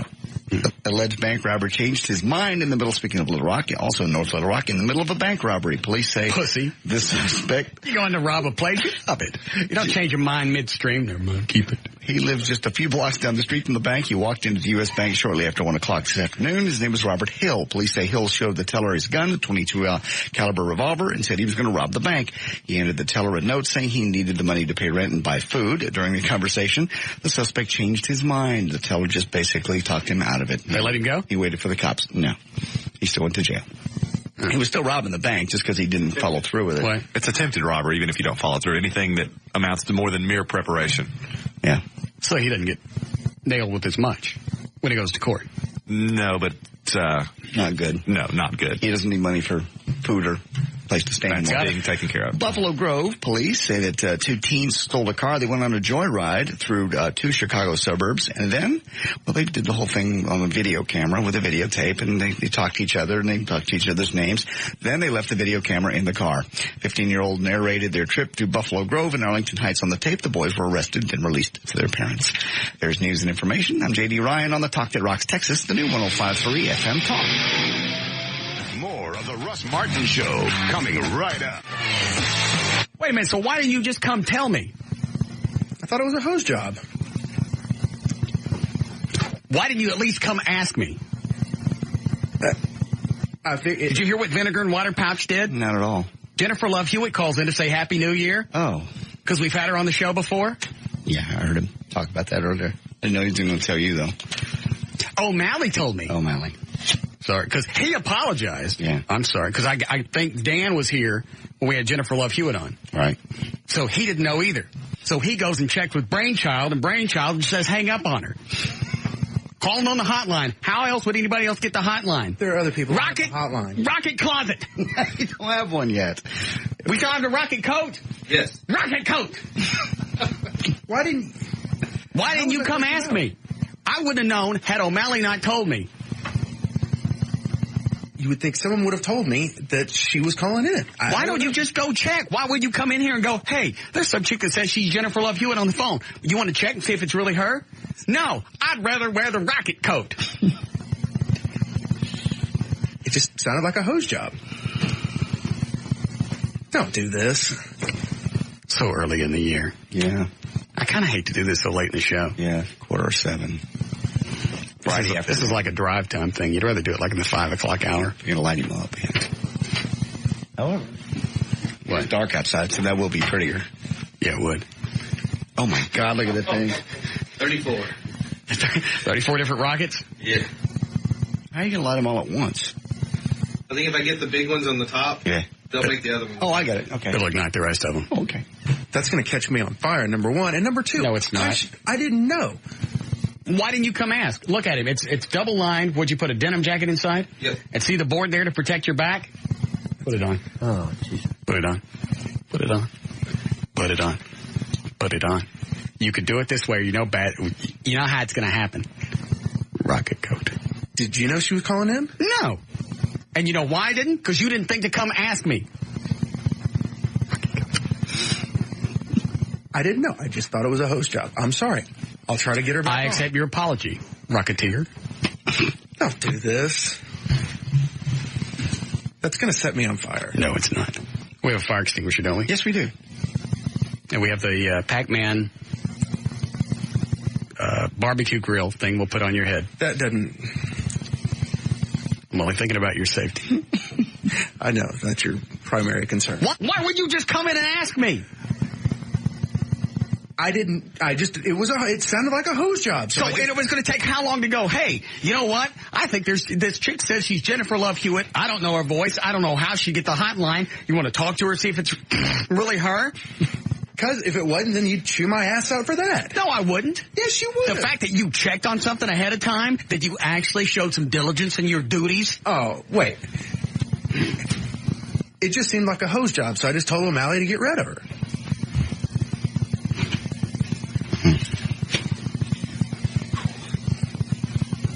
The only reason I'm debating right now is because it's so late in the show.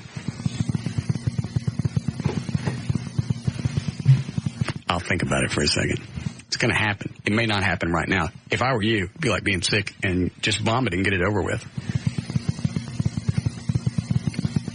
Let me think.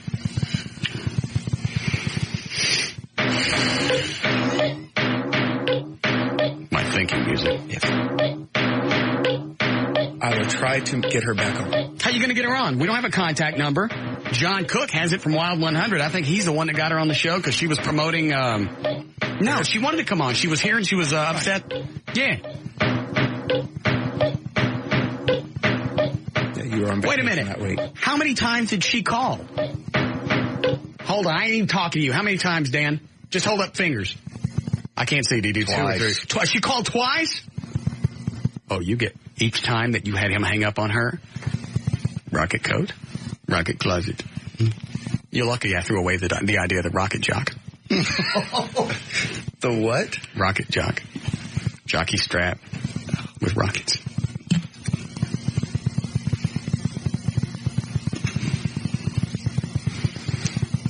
I'm going back to thinking.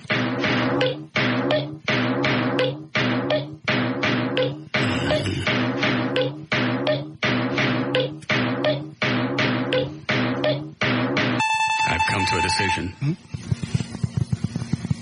I don't know. Oh, you got a camcorder too? Yep. Has it got charged up? And that's what I was checking on. It'll be close. You don't know if we got enough battery power? Yeah, I didn't charge it. My wife said, I got a new one for Christmas. You can have this one for the show. And I was like, oh, okay. I just grabbed it and ran. Oh.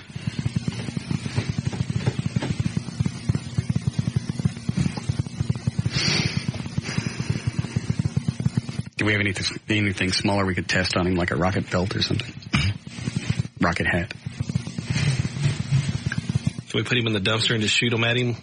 No, we don't have protective clothing for him yet. Oh. Plus, that's what it's going to sound like when we do the rocket closet. Yeah. I can whip something up. Like in the next 12 minutes? You got a belt? Yeah. Okay. Rocket belt? Yeah, I can do that. Rocket belt? You effed up. You know you got something coming. I'll make it right. How you going to make it right? How you going to get a hold of her? For all I know, she could be in town this weekend, and she wants to go do something. Maybe she found out about the Batmobile. Maybe she wants to go riding around. Maybe she was just calling in. You know what? The rocket coat, I'm going to kill you.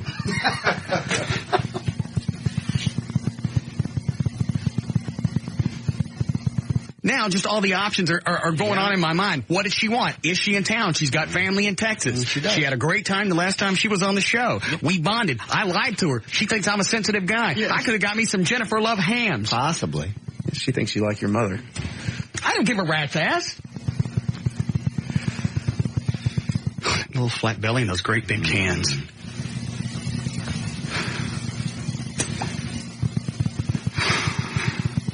She probably thinks you're pissed at her now. Yeah, what did you just do? Did you just hang up on her? If she just called up? Did you hang up on her both times, O'Malley? Yeah. Yeah. How you going to fix that? I'll fix it. Somehow, some way. You got 5 minutes to get her back on the phone. If not,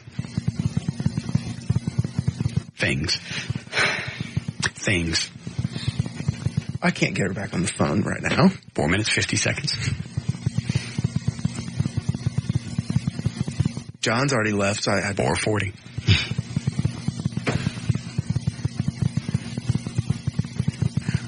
Hour and a half. I'd go make some phone calls really quick. You better hurry. Run. You know what? I'll take my... You got 4 minutes. Because you would have crucified me if I said Jennifer Love Hewitt is on the phone and it wasn't her. Let's play this out. Why would I pick up the phone and go, hey, that's not really Jennifer Love Hewitt? Yeah. Especially if you did it during a break. You got 4 minutes. Go. Fine. And he just came in and strapped rockets to his hip with duct tape. You got 4 minutes. Go. God, it was on the hotline. Yeah, at least come in and go, hey, I think this is going on. If it was... I mean, that's not a number very many people have.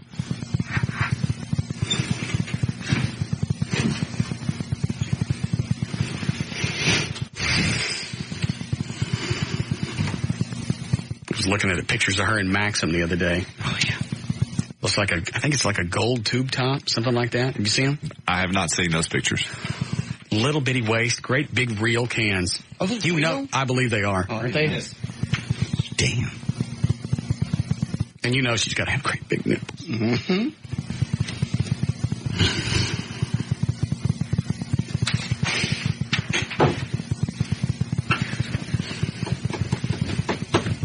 We need to break one more time before 7? Yeah. All right. Then we'll come back. Busted.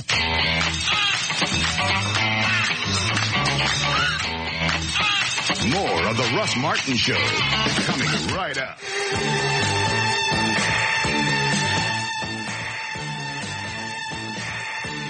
What's that website? What are you looking at?